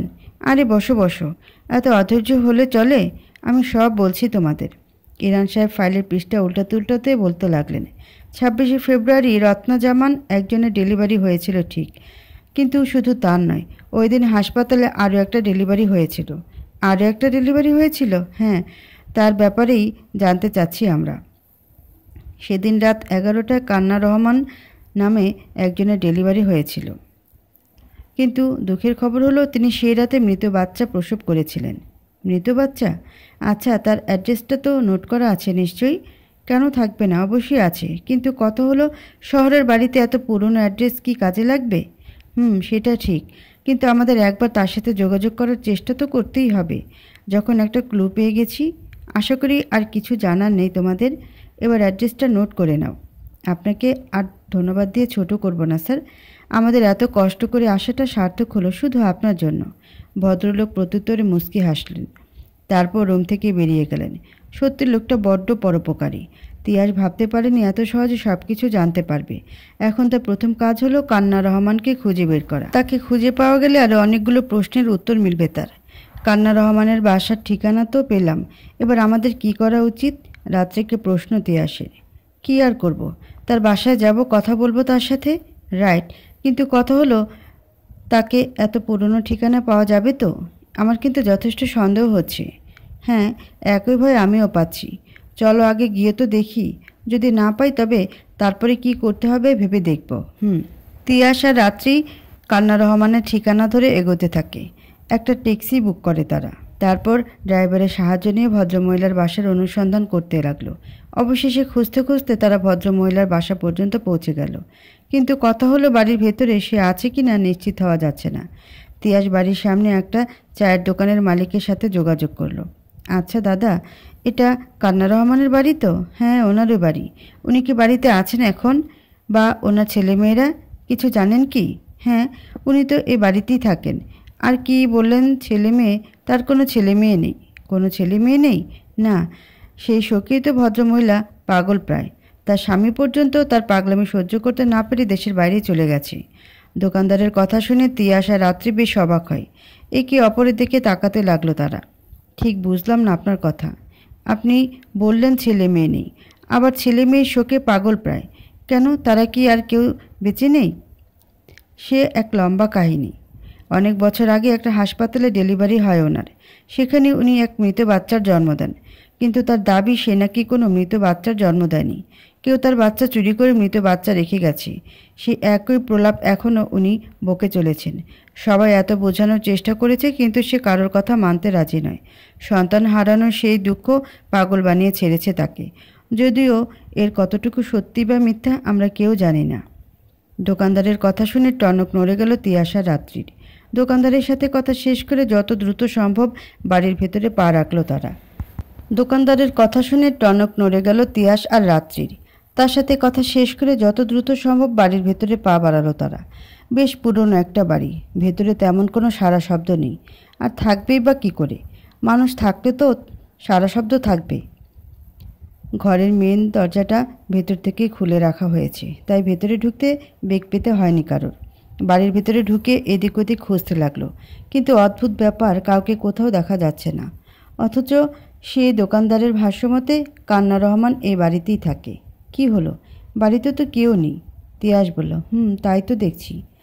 তাহলে ওই দোকানদার কি বলল? মিথ্যে বলল না তো আমাদের? কামন, ওনার আমাদের মিথ্যে বলে কি লাভ? কেন শুধু মিথ্যে বলতে যাবেন আমাদের? তাও ঠিক, হয়তো আগে সত্যি কেউ ছিল, এখন আর নেই সে। এক্স্যাক্টলি, আমিও তাই ভাবছি। কান্না রহমান এমনিতেই মানসিক বিকারগ্রস্ত। এই ধরনের মানুষের ব্যাপারে কিছু বলা যায় না, যখন যা খুশি করতে পারে। সেই সব ঠিক আছে, কিন্তু এখন ওনাকে খুঁজে না পেলে কি হবে বলুন তো? আচ্ছা চলো বাইরে বাইরে গিয়ে খোঁজ করি, কিছু জানবার মতো পেলে পেয়েও যেতে পারে। এই বলে তিয়াস রাত্রির হাত ধরে বাড়ি থেকে বেরিয়ে যেতে উদ্যত হলো। ঠিক তখন একটা শব্দ ভেসে আসলো উপরের ঘর থেকে, কোনো কিছু পড়ে যাবার শব্দ। তিয়াস আর রাত্রি সেই শব্দকে অনুসরণ করতে করতে ছুটে যায়। শব্দটা স্টোর রুমের দিক থেকে আসছে। আগে এদিকে খুঁজতে আসেনি ওরা। তাছাড়া তখন কোনো সারা শব্দও ছিল না এখানে। স্টোর রুমে ঢুকে দুজনের চোখ ছানা বড়া। নিজেদের সামনে একজন মধ্যবয়স্কা মহিলাকে দেখতে পায় ওরা। তার মানে নিশ্চিত ইনিই কান্না রহমান। উনি ছাড়া আর কেই বা থাকবে এই বাড়িতে? রাত্রি এগিয়ে গেল তার দিকে। ঘরটা বেশ অন্ধকার। তিয়াস গিয়ে ধুলোকণা জর্জরিত বন্ধ জানালাটা খুলে দিল। অমনি কিছুটা আলো ভেতরে এসে ঠিকরে পড়ল। চারপাশটা আলোকিত হয়ে যায়। কান্না রহমান প্রথমে রাত্রিকে দেখে বেশ ভয় পেয়ে যান, কিন্তু পরে বুঝতে পারলেন যারা তার কাছে এসেছে তারা তার জন্য ক্ষতিকারক নয়। ভয়ের মাত্রা কমে গেল। ক্ষীণ কণ্ঠে রাত্রি আর তিয়াসকে উদ্দেশ্য করে বলতে থাকে, তোমরা আমার মেয়েকে দেখেছো? আমার মেয়েকে দেখেছো তোমরা? কে তোমার মেয়ে? আর সে কোথায় আছে এখন? দোকানদারের কাছ থেকে সবটা জানা সত্ত্বেও রাত্রি তাকে প্রশ্ন করে, কারণ উনি মুখ খুলে হয়তো আরও অনেক অজানা কথা বেরিয়ে আসবে। সে তো আর নেই এখন আমার কাছে। নেই? কোথায় গেছে সে? না না, ভুল বলছো গো তোমরা। সে যায়নি তো, তাকে চুরি করে নিয়ে গেছে। ওই ডাইনিটা আমার মেয়েকে চুরি করে নিয়ে গেছে। কে আপনার মেয়েকে চুরি করে নিয়ে গেছে? ওই ডাইনিটা। তোমরা কি খুঁজে দিতে পারো? আপনার মেয়ে কবে চুরি হয়েছে আর কিভাবে চুরি হলো? আমি এত কিছু জানি না, শুধু এইটুকু দেখছি ও আমার মেয়েকে চুরি করে নিয়ে গেছে আর আমার কাছে একটা মরা বাচ্চা রেখে গেছে। আর কিছু জানি না আমি। সবাইকে এত করে বললাম, কেউ বিশ্বাস করলো না আমার কথা। কেউ বিশ্বাস করলো না, সবাই পাগল বলে আমায়। কান্না রহমানের কথা শুনে বোঝা গেল উনি মোটেও মানসিক বিকারগ্রস্ত মানুষ নন। যদিও কথাবার্তার ধরন ভীষণ এলোমেলো, পাগলাটে ধরনের, কিন্তু সেগুলো নিছক ওনার মনের কল্পনা নয়, হয়তো সব সত্যি। আচ্ছা শুনুন মা, যে মহিলা আপনার বাচ্চা চুরি করে নিয়ে গেছে তাকে দেখলে চিনতে পারবেন তো আপনি? কি বললে? তুমি আমাকে মা বলে ডাকলে? জানো, এই ডাকটা শোনার জন্য কতগুলো বছর ধরে অপেক্ষা করে আছি আমি। কেউ মা বলে ডাকে না আমায়, পাগল বলে তাড়িয়ে দেয়। তুমি আমায় মা বলে ডাকলে? আমার মেয়েকে খুঁজে দাও না, দাও না খুঁজে। মা ডাকটা একান্ত মুখ ফসকে বেরিয়ে গেছে রাত্রির মুখ থেকে, কিন্তু ভদ্রমহিলা এই ডাকটা শুনেই যেন পুরো সতেজ হয়ে উঠলেন। মুখে হাসি রেখা ফুটে উঠল তার। আমি কি বলেছি আপনি ওই মহিলাকে চিনতে পারবেন দেখলে? পারবো মানে 100 বার পারবো। ওই ডাইনির চেহারা আজও ভুলিনি আমি। তোমরা জানো তো আমি খুব ভালো ছবি আঁকতাম এক সময়ে। ওর একটা ছবি এঁকে রেখেছি আমি, দেখবে তোমরা, দেখবে। কান্না রহমানের কথা শুনে তিয়াস আর রাত্রি পরস্পরের দিকে তাকায়। তারা ভাবতেও পারছে না একটু পরে কি ঘটবে। কান্না রহমান সত্যি কি রাত্রে মায়ের ছবি দেখাবে নাকি অন্য কারো? এটা ভেবে গলা শুকিয়ে যাচ্ছে রাত্রির। হ্যাঁ দেখান, আমরাও দেখতে চাই কে আপনার এত বড় সর্বনাশ করলো। তিয়াস বলল, দাঁড়াও দাঁড়াও, একটু দাঁড়াও, আমি আনছি। এই বলে কান্না রহমান পেছনের দিকে চলে গেলেন। একটু পরে হাতে একটা ড্রয়িং নিয়ে ফিরে আসে সে। অনেক বছর আগে এঁকে রেখেছে বলে মনে হচ্ছে। ড্রয়িংটা এনে তিয়াসা রাত্রির সামনে ধরল কান্না রহমান। ছবির দিকে নির্বাক দৃষ্টিতে হা করে তাকিয়ে রইল দুজনে। তাদের মুখ থেকে কোনো আওয়াজ বের হচ্ছে না। এটা আর কারণ নয়, রাত্রির মায়েরই ছবি।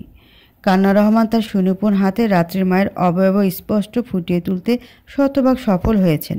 যদিও ছবিটা এখন বড্ড মলিন, কিন্তু ওই মলিনতা ভিড়েও নিজের মাকে চিনতে ভুল করেনি রাত্রি।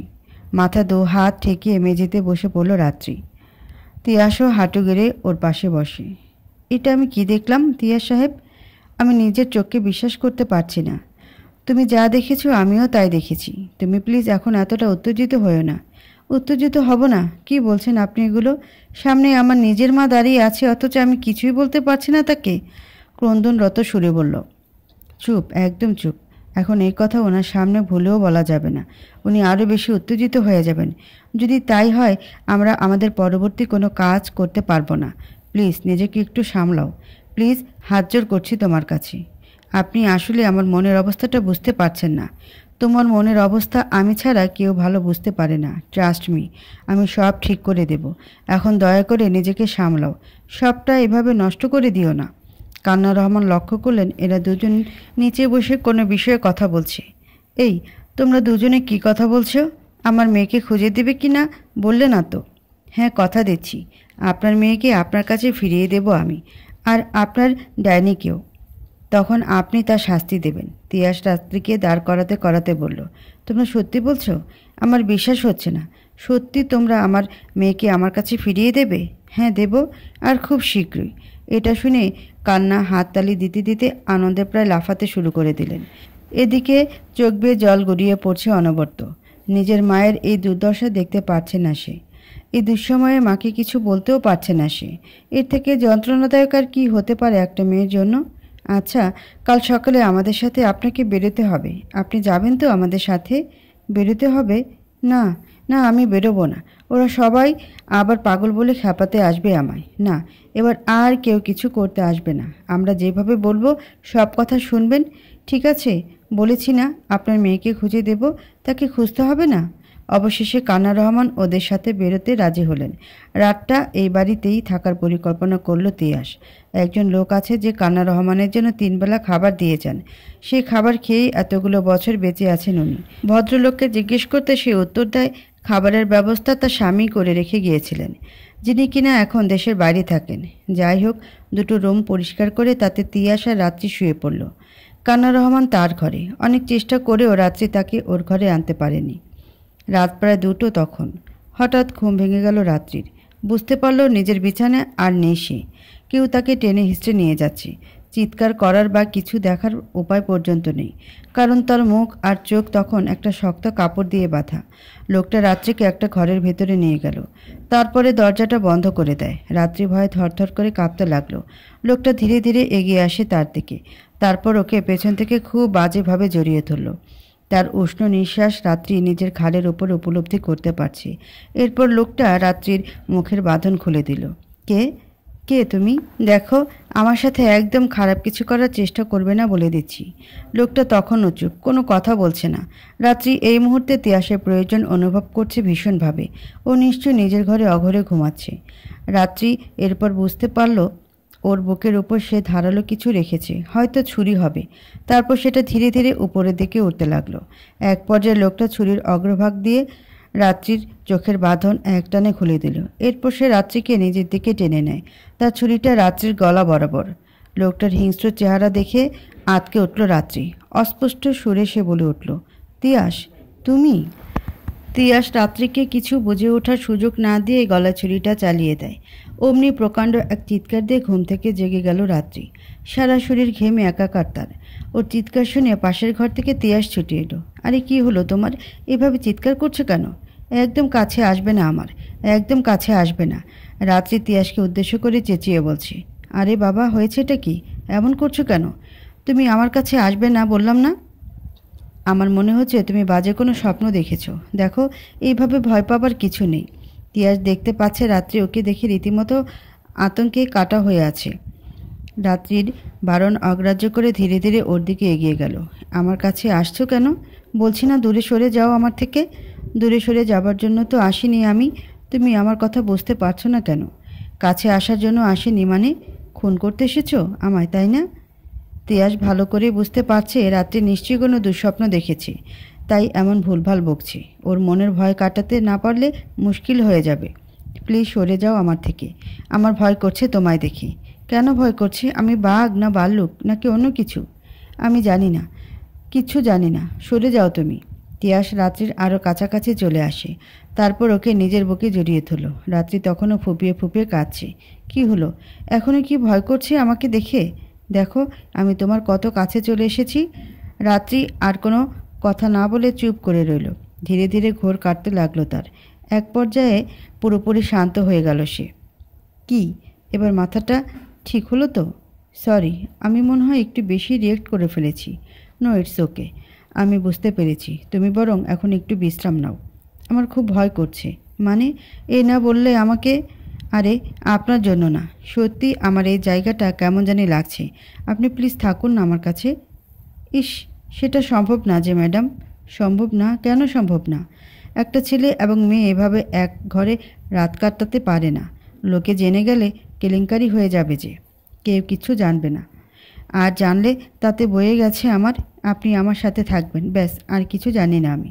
থাকতেই হবে বলছো? হ্যাঁ, আপনি চলে গেলে আমি কিন্তু আবারও চিৎকার করব। ঠিক আছে বাবা, চিৎকার চেঁচামেচি করতে হবে না আর। আমি বরং এই চেয়ারটার উপরে বসি, আপনি নিশ্চিন্তে ঘুমান। ওই ভাঙা চেয়ার আপনার ভার নিতে পারবে বলে মনে হয়? তাহলে কি সারা রাত দাঁড়িয়ে থাকবো আমি? আপনি কি আমাকে শাস্তি দেবার পায়তারা করছেন? আমি কখন বললাম আপনি দাঁড়িয়ে থাকবেন? আপনি বরং এ পাশটায় শুয়ে পড়ুন, আমি ও পাশটায়। ছি ছি, আপনার কি লজ্জা নেই? জেনে শুনে একটা পরপুরুষের সাথে নিজের বেড শেয়ার করতে চাইছেন? একদম লেগ পুল করার চেষ্টা করবেন না বলে দিচ্ছি। এতটা বিশ্বাস করেন আমায় আপনি? সত্যি যদি কোনো ক্ষতি করে দিই আপনার, তখন কি হবে?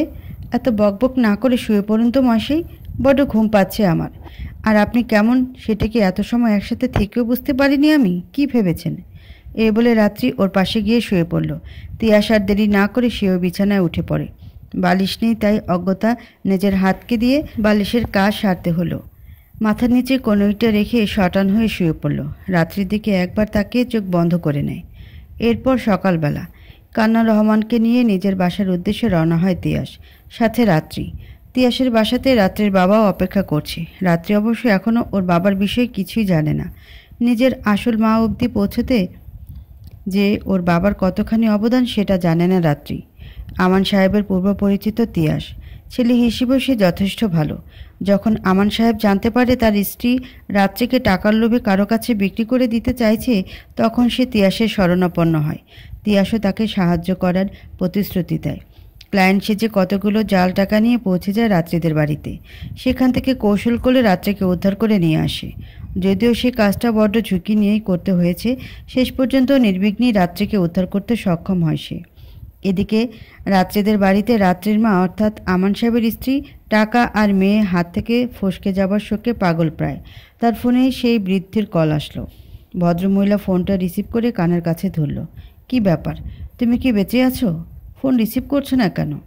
আমি শেষ হয়ে গেছি, ওরা সর্বশান্ত করে দিয়েছে আমায়। হতাশা সুরে বলল। মানে কি বলছো তুমি? কি হয়েছে? কেউ আমার চোখে ধুলো দিয়ে রাত্রিকে নিয়ে পালিয়ে গেছে। আমার সোনার ডিমও গেল, রাজহাঁসও গেল। এবার কি করব আমি? কেউ কেউ করছো কেন? যে তোমার মেয়েকে কিনে নেবার কথা ছিল সে তো তোমার ক্লায়েন্ট। যাও এখন গিয়ে চেপে ধরো তাকে। না, কোনো ক্লায়েন্ট ফ্লায়েন্ট ছিল না সে। কেউ একটা গেম খেলছে আমার সাথে। সে জানতো আমি রাত্রিকে বিক্রি করে দিতে চলেছি, তাই এটা করেছে, ইচ্ছে করে করেছে। আমার মনে হয় তোমার স্বামীর হাত আছে এই কাজে। সে লোক দিয়ে করায়নি তো সব? ঠিক ধরেছ, আমারও তাই মনে হয়। বুড়োটা বাড়িতেও আসছে না। আমার মনে হয় ওই করেছে সব। রাত্রের জন্য ওর বরাবরের জন্য বেশিই দরদ। তাহলে কি করবে এখন? আমি কি করব জানি না। তুমি বরং চলে এসো আমার এখানে। আমার মাথা কাজ করছে না আজকাল। জানি না কখন কি করে ফেলে নিজেকে। ঠিক আছে, তুমি সামলাও নিজেকে, আমি আসছি। তারপর দুজনে মিলে একটা বুদ্ধি খুঁজে বের করব। একবার ওই বুড়োটাকে পাই হাতের কাছে, আর ওর মেয়েকে। তারপর বোঝাবো আমার সাথে পাঙ্গা নেবার কী ফল হতে পারে। ওদেরও ছাড়বো না আমি, দুটোকেই দেখে নিব। যা করা ঠান্ডা মাথায় করতে হবে। আমি শীঘ্রই আসছি, তুমি নিজেকে একটু শান্ত রাখো। হ্যাঁ এসো, তাড়াতাড়ি এসো। তিয়াস রাত্রি আর তার মাকে নিয়ে নিজের বাড়িতে চলে আসলো। সেখানে রাত্রি আমান সাহেব অর্থাৎ নিজের বাবাকে দেখে অবাক।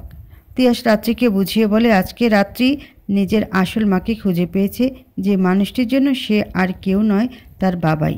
আমান সাহেব রাত্রিকে উদ্ধার করার ব্যবস্থা না করলে আজ ওর সাথে আরও ভয়ানক কিছু হতে পারত। রাত্রি অবশেষে নিজের বাবাকে বুঝতে পারে। পরের দিন আমান সাহেব, তিয়াস, রাত্রি সাথে কান্না রহমানকে নিয়ে নিজের বাড়ির উদ্দেশ্যে রওনা হলো। সবার লক্ষ্য আমান সাহেবের স্ত্রী আর তার সঙ্গীকে জব্দ করা আর তাদের থেকে সমস্ত রহস্যের উদ্ঘাটন করা। রাত্রিদের বাড়িতে সে বৃদ্ধ এসে হাজির হয়, তার সাথে একটা মেয়ে। আমান সাহেবের স্ত্রী মেয়েটাকে দেখে বেশ অবাক হলো। এ কে, কাকে নিয়ে এলে আমার বাড়িতে? ও আমার সাথেই থাকে। দেখো ওর চেহারাটা দেখো, অনেকটা রাত্রির মতোই, তাই না? অনেকটা অবশ্যই না, কিছুটা রাত্রির মতো। কিন্তু এখানে কেন? মাথার বুদ্ধি কি ধার দিয়ে এসেছো তুমি? এতদিন রাত্রিকে দিয়ে যে কাজ করাতে ওকে দিয়ে এখন সেটা করাবো আমরা। ব্যাস, মাস শেষে হাতে কিছু টাকা ধরিয়ে দিলেই চলবে। দেখতে রাত্রির মতো হওয়াতে কেউ কিছু বুঝতেও পারবে না।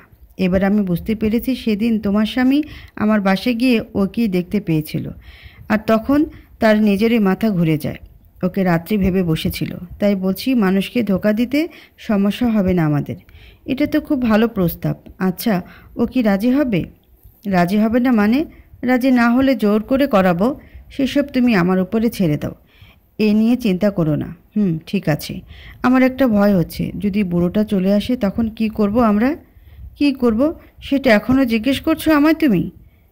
ও এই বাড়িতে পা রাখার সাথে সাথে শেষ করে দেব। এবার এই কাজ করতে আর দেরি করব না আমি। তাতে যা হয়ে যাক। একটু পরে রাত্রে মায়ের কাছে একটা অচেনা নম্বর থেকে কল আসলো। ক্লায়েন্ট ভেবে ফোনটা রিসিভ করলো সে। আর তাই হলো। কি ম্যাডাম, ভালো আছেন তো? হ্যাঁ বলুন, কি বলবেন? বলছি আজ রাতে হবে? 1 ঘন্টার জন্য। হবে না মানে? জব্বর হবে, তবে টাকাটা একটু বেশি লাগবে। এখন আর পুরনো রেট নেই না, টাকা বাড়িয়েছি। টাকার কথা চিন্তা করবেন না। কখন আসতে হবে বলেন? রাত 10টার পরে আসলে ভালো হয়। চাইলে তার আগেও আসতে পারেন। ঠিক আছে, রেডি করে রাখবেন, আমি যথাসময়ে পৌঁছে যাব। হ্যাঁ আসুন। আর শুনুন একটা কথা। কি কথা আবার? আপনার বাসায় বেশি লোকজন নেই তো? যদি তাই হয় তবে আমি পরে আসব। না, আপাতত আমরা 3 জন আছি। আপনি আসতে পারেন, সমস্যা নেই। ও, তিনজন মানে আপনি, আপনার মেয়ে আর আপনার স্বামী, তাই তো? আমরা তিনজনে আছি, এর বেশি না। আর আপনি এত কেন জানতে চাইছেন বলুন তো? কাস্টমার হয়ে পুলিশের মতো জেরা শুরু করেছেন দেখছি। সরি ম্যাডাম, আপনি না চাইলে বলতে হবে না, আমি এমনি জিজ্ঞেস করলাম। তিয়াস ফোনটা রেখে চিন্তিত হয়ে পড়ল। এসব কি বলছে উনি? রাত্রি তো আমাদের সাথে, তাহলে উনি কাকে রেডি করে রাখার কথা বললেন? আবার বলছে বাসায় নাকি তিনজন আছে, তার মানে আরও কেউ আছে? হ্যাঁ, এগুলো জানার জন্যই তো তোমার ক্লায়েন্ট সাজিয়ে ফোন করালাম। আমি ভালো করেই জানি বাসায় ওর সাথে এখন কে আছে, কিন্তু কথা হলো ও ক্লায়েন্টকে কথা দিল কার ভরসায়? আবার কার কোন অনর্থ করতে চলেছে মহিলা? আমান সাহেব বলল। উনি মিথ্যে বলল না তো? তিয়াস বলছে। না, এই বিষয়ে সে মিথ্যে বলবে না কিছুতেই। তাছাড়া এটা নিয়ে মিথ্যে বলে কি লাভ ওর? ক্লায়েন্ট তো ওর চেহারা দেখে টাকা দেবে না, তার জন্য কাজটা হওয়া চাই। ঠিক। তবে আমার মাথায় একটা প্ল্যান এসেছে। সেভাবে কাজ করতে পারলে আজ রাতে সবাইকে হাতে নাতে ধরা যাবে। প্ল্যান? কী রকম প্ল্যান বলো? এরপর তিয়াস আর তার পরিকল্পনা নিয়ে আমান সাহেবের সাথে আলোচনা করে। আমান সাহেবের রাজি হলো ওর কথায়। যদি পরিকল্পনা অনুযায়ী কাজ করতে পারে আজ রাতেই রাত্রির মা আর তার সঙ্গীকে জব্দ করা যাবে। একটু পরে তিয়াস আবারও রাত্রির মাকে ফোন করে। ম্যাম, আপনাকে আমি ডবল টাকা দেব, কিন্তু একটা কাজ করতে হবে আপনাকে। ডবল টাকার কথা শুনে লোভী মহিলা যেন আকাশের চাঁদ হাতে পেল। ভীষণ খুশি হলো সে। কি করতে হবে বলুন? আজ রাতে আমি আসবো ঠিক, তবে আমার সাথে আমার এক সঙ্গীও আসবে। আমাদের দুজনকে সুযোগ দিতে হবে আজ। হ্যাঁ, দুজন একসাথে? কি বললেন? আবার বলেন। মহিলা তিয়াসের অদ্ভুত দাবি শুনে সত্যি ভরকে গেল। আমার সাথে আমার এক বন্ধুও আসবো। আজ রাতটা আপনার মেয়ের আমাদের দুজনকে দিতে হবে। না না, সেটা কি করে হয়? আমার ছোট মেয়ে দুজনকে একসাথে সহ্য করতে পারবে না। আপনি টেনশন করবেন না, আমরা যা করার বুঝে শুনেই করব। আপনার মেয়ের কোনো ক্ষতি হবে না, পুরোটাই আমরা দুজন ডিল করে নেব। দেখুন, একদম বাড়াবাড়ি যেন না হয়। আমি এই শর্তে রাজি হতে পারি, তবে দ্বিগুণ নয় 4 গুণ টাকা চাই আমার। আচ্ছা, আমি রাজি, তাই হবে। ঠিক আছে, তবে আবারও বলছি, যা করার সাবধানে। বাড়াবাড়ি কিছু হলে কিন্তু আপনাকে আর আপনার বন্ধুকে দেখে নেব আমি। এই বলে সে ফোনটা কেটে দিল। এরপর রাত 10টার পরে রাত্রিদের বাড়িতে তিয়ার সাথে একজনকে নিয়ে ঢুকে পড়ল। রাত্রির মা ওকে দেখে চিনে ফেলবে তাই একটু অন্যরকম সাজে আসলো। এসে মহিলার হাতে টাকার বান্ডেল ধরিয়ে দিল সে। সে ওদের ঘরের বাইরে রেখে ভেতরে চলে যায়। তিয়াস আর তার বন্ধু স্পষ্ট শুনতে পাচ্ছে মেয়েটা ভেতরে বসে কান্না করছে। সে কিছুতেই রাজি হচ্ছে না। আমান সাহেবের স্ত্রী তাকে নানাভাবে বোঝানোর চেষ্টা করছে। এক পর্যায়ে মহিলা মেয়েটাকে মারধর শুরু করে দিল। একটু পরে সে চুপ হয়ে যায়। তাকে ভয় দেখিয়ে রাজি করানো হলো। কাজ শেষ হলে মহিলা ঘর থেকে বেরিয়ে এলো। এবার আপনারা ভেতরে যেতে পারেন, আমরা দরজার বাইরে অপেক্ষা করব। তিয়াস আর তার সাথে থাকা লোকটা মহিলার কথা মতো ঘরের ভেতরে ঢুকে দরজা বন্ধ করে দিল। আমান সাহেবের স্ত্রী আর সে বৃদ্ধ বাইরে দাঁড়িয়ে পাহারা দিচ্ছে। ঠিক তখন তাদের অবাক করে দিয়ে বাড়ির ভেতরে আমান সাহেব ঢুকে পড়েন। তার স্ত্রী তাকে দেখে ভীষণ ক্ষেপে যায়। ড্রয়িং রুমে চলে গেল তারা। এই বুড়ো, এতদিন কোথায় ছিলে? এখন কেন এসেছো এ বাড়িতে? আমার বাড়িতে আমি কখন আসবো না আসবো সে কৈফিয়ত কি তোমায় দেব? তার আগে বলো, এখন উঠানে লোকটার সাথে তুমি এত রাতে কী করছো? ইনি এখন আমার বাড়িতে কেন? তোমার ফালতু প্রশ্নের জবাব দেওয়ার সময় একদম নেই। ভেতরে কাজ চলছে, একদম চিৎকার চেঁচামেচি করবে না। কাজ চলছে? কিসের কাজ চলছে ভেতরে? সেসব পরে জানলেও চলবে, আগে বলো রাত্রি কোথায়? ওকে কি করেছো তুমি? আমি ওকে তোমার কবল থেকে মুক্ত করে নিয়ে গেছি, কারণ ও তোমার কাছে থাকলে এতদিনে হয়তো অন্যের অত্যাচারে মরেই যেত। দেখেছো, আমি বলেছিলাম না সব এর কাজ। এই বুদ্ধি করে তোমার মেয়েকে সরিয়েছে। আজকে শেষ করো ওকে, নয়তো তোমার আরও বড় সর্বনাশ করবে এই লোক। বৃদ্ধ বলল। আমান সাহেবের স্ত্রী বৃদ্ধের কথা শুনে আরও বেশি রেগে যায়। একদম ঠিক বলেছ তুমি, আজ ওকে শেষ করেই ছাড়বো আমি, দেখি কে বাঁচায় ওকে। এই বলে মহিলা আর বৃদ্ধ আমান সাহেবকে আঘাত করতে উদ্যত হয়। ঠিক তখন তিয়াস তার সাথে থাকা লোকটাকে সাথে নিয়ে ড্রয়িং রুমে হাজির হয়। ইন্সপেক্টর, অ্যারেস্ট করুন এই মহিলাকে, সাথে এর সঙ্গীকেও। এই বলে তিয়াস ওর ছদ্মবেশ খুলে ফেলল। আমান সাহেব স্ত্রী তিয়াসকে দেখে যেন একটা হাই ভোল্টেজের শক খেল। এ কি তুমি? তুমি কেন এসেছো আবার আমার বাড়িতে? আর ইন্সপেক্টরকে? আমায় তাহলে চিনতে পেরেছেন ম্যাডাম? গুড, তাহলে এবার আমার বন্ধু আপনার আরেক ক্লায়েন্টকেও চিনে নিন। ইনি হচ্ছেন ইন্সপেক্টর তাজ। আপনার সমস্ত কুকর্মের কথা আমরা জানলেও আইন তো জানে না, তাই আইনের চোখে আজকে সবটা পরিষ্কার করে দিলাম। স্যার দেখুন, মহিলা কিভাবে বাড়িতে মেয়েদের দিয়ে দেহ ব্যবসা করায়, এমনকি নিজের স্বামীকে পর্যন্ত শেষ করতে হাত কাঁপল না তার। একে গ্রেফতার করুন। এরপর তিয়াস রাত্রি আর কান্না রহমানকে বাড়ির ভেতরে নিয়ে এলো।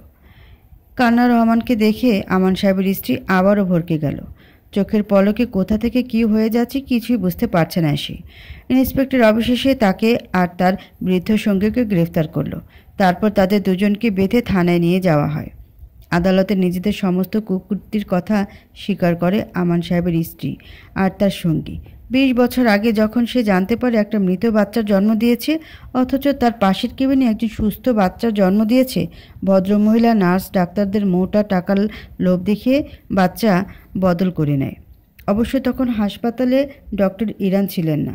উনি উপস্থিত থাকলে এই কাজ কিছুতেই হতো না। এরপর আমান সাহেব আর তার স্ত্রী রাত্রিকে নিজের মেয়ের মতো করেই লালন পালন করতে পারে। আমান সাহেব নিজের স্ত্রীর কৃতকর্মের কথা কিছুই জানতেন না। এরপর হঠাৎ এক বিপত্তি ঘটল।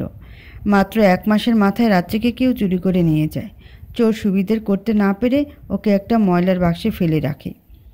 সেখান থেকে একজন ওকে কুড়িয়ে পায়, নিজের নিঃসন্তান স্ত্রীর হাতে তাকে তুলে দেয়। তাদের ঘরে রাত্রি ধীরে ধীরে বড় হতে থাকে। একসময় ভদ্রলোকের স্ত্রীও দুনিয়া ছেড়ে চলে গেল। মেয়ের ভালোর কথা ভেবেই রাত্রির বাবা পালিত মেয়েকে বড়লোক পরিবারের কাছে বিক্রি করে দিল। অদ্ভুতভাবে আবার নিজের পরিবারে আবার আগের বাবা মায়ের কাছেই এসে পড়ল রাত্রি। সেখানে জীবনের বাকিটা জীবন কাটতে লাগলো তার। রাত্রির পরিবার এক পর্যায়ে ভীষণ অর্থ সংকটে পড়ে। এই থেকে বাঁচতে রাত্রির মা মেয়েকে দেহ ব্যবসায় নামিয়ে দিল। এরপর যখন দীর্ঘ বছর পরে সে বৃদ্ধ রাত্রির লকেট নিয়ে হাজির হলো, রাত্রির মা তাকে টাকার লোভ দেখিয়ে নিজের দলে পটিয়ে নিল। রাত্রে যেহেতু তার আসল মেয়ে ছিল না কোনো দিন, তাই ওর পরিচয় উদ্ঘাটনের মাহাত্ম্য আমান সাহেবের কাছে থাকলেও তার কাছে ছিল না। রাত্রি আমান সাহেবের নিজের মেয়ে এটা জানার পরে আমান সাহেবের সামনে নিজের অর্থ উপার্জনের রাস্তা বন্ধ হয়ে যায়। অথচ তখন এটাও বলা মুশকিল ছিল ভদ্রমহিলার কাছে যে সে রাত্রিকে একজনের কোল খালি করে চুরি করে নিয়ে এসেছে। বাধ্য হয়ে স্বামীকে শেষ করে দেওয়ার চেষ্টা করে সে। এরপর রাত্রিকেও মোটা টাকার বিনিময়ে বিক্রি করে দিতে চায়। পরের ঘটনা আমরা সবাই জানি। সমস্ত সাক্ষী প্রমাণ পেয়ে আদালত সে হাসপাতালের বিরুদ্ধে ব্যবস্থা নেয়। আমান সাহেবের স্ত্রীকে সন্তান চুরি এবং মেয়েকে যৌন নির্যাতনের শাস্তি হিসেবে যাবজ্জীবন কারাদণ্ড ঘোষণা করেন। স্ত্রীকে সাহায্য করার জন্য রাত্রির বাবাকেও কিছু সময়ের জন্য কারাদণ্ড দেওয়া হয়। এমনকি সে বৃদ্ধ ছাড় পেল না, তাকেও 1 বছরের কারাদণ্ড দেওয়া হয়। এর 1 মাস পরে তিয়াস রাত্রির সমস্ত অতীত সম্পর্কে নিজের পরিবারকে অবগত করে। তারা একজন ধর্ষিতার সাথে নিজের ছেলের বিয়েতে প্রথমে রাজি না হলেও পরে তিয়াসের প্রচেষ্টা সফল হয়। সে তার পরিবারকে বোঝাতে সক্ষম হয় একজন নারী সত্যিকারের কুমারী না ধর্ষিতা সেটা মুখ্য বিষয় নয়। মুখ্য বিষয় তার চরিত্র, তার চিন্তাধারা। রাত্রিকে হাজার পুরুষ ভোগ করলেও তাতে তার চরিত্র বিন্দুমাত্র কলুষিত হয়নি, কারণ রাত্রি নিজের দিক থেকে সবসময়ের জন্য সৎ ছিল। তার চিন্তাভাবনা সৎ ছিল। এমন একজন স্ত্রী হিসেবে পেয়ে নিজেকে ধন্য মনে করে তিয়াস, এবং সে চেষ্টা করে আর কোনো কারণে যেন রাত্রিকে দুঃখ বা কষ্ট পেতে না হয়। এরপর মহা ধুমধামে তিয়াস রাত্রির বিবাহ সম্পন্ন হয়। কান্না রহমানও নিজের মেয়েকে ফিরে পেয়ে ধীরে ধীরে স্বাভাবিক জীবনে ফিরে আসতে শুরু করে।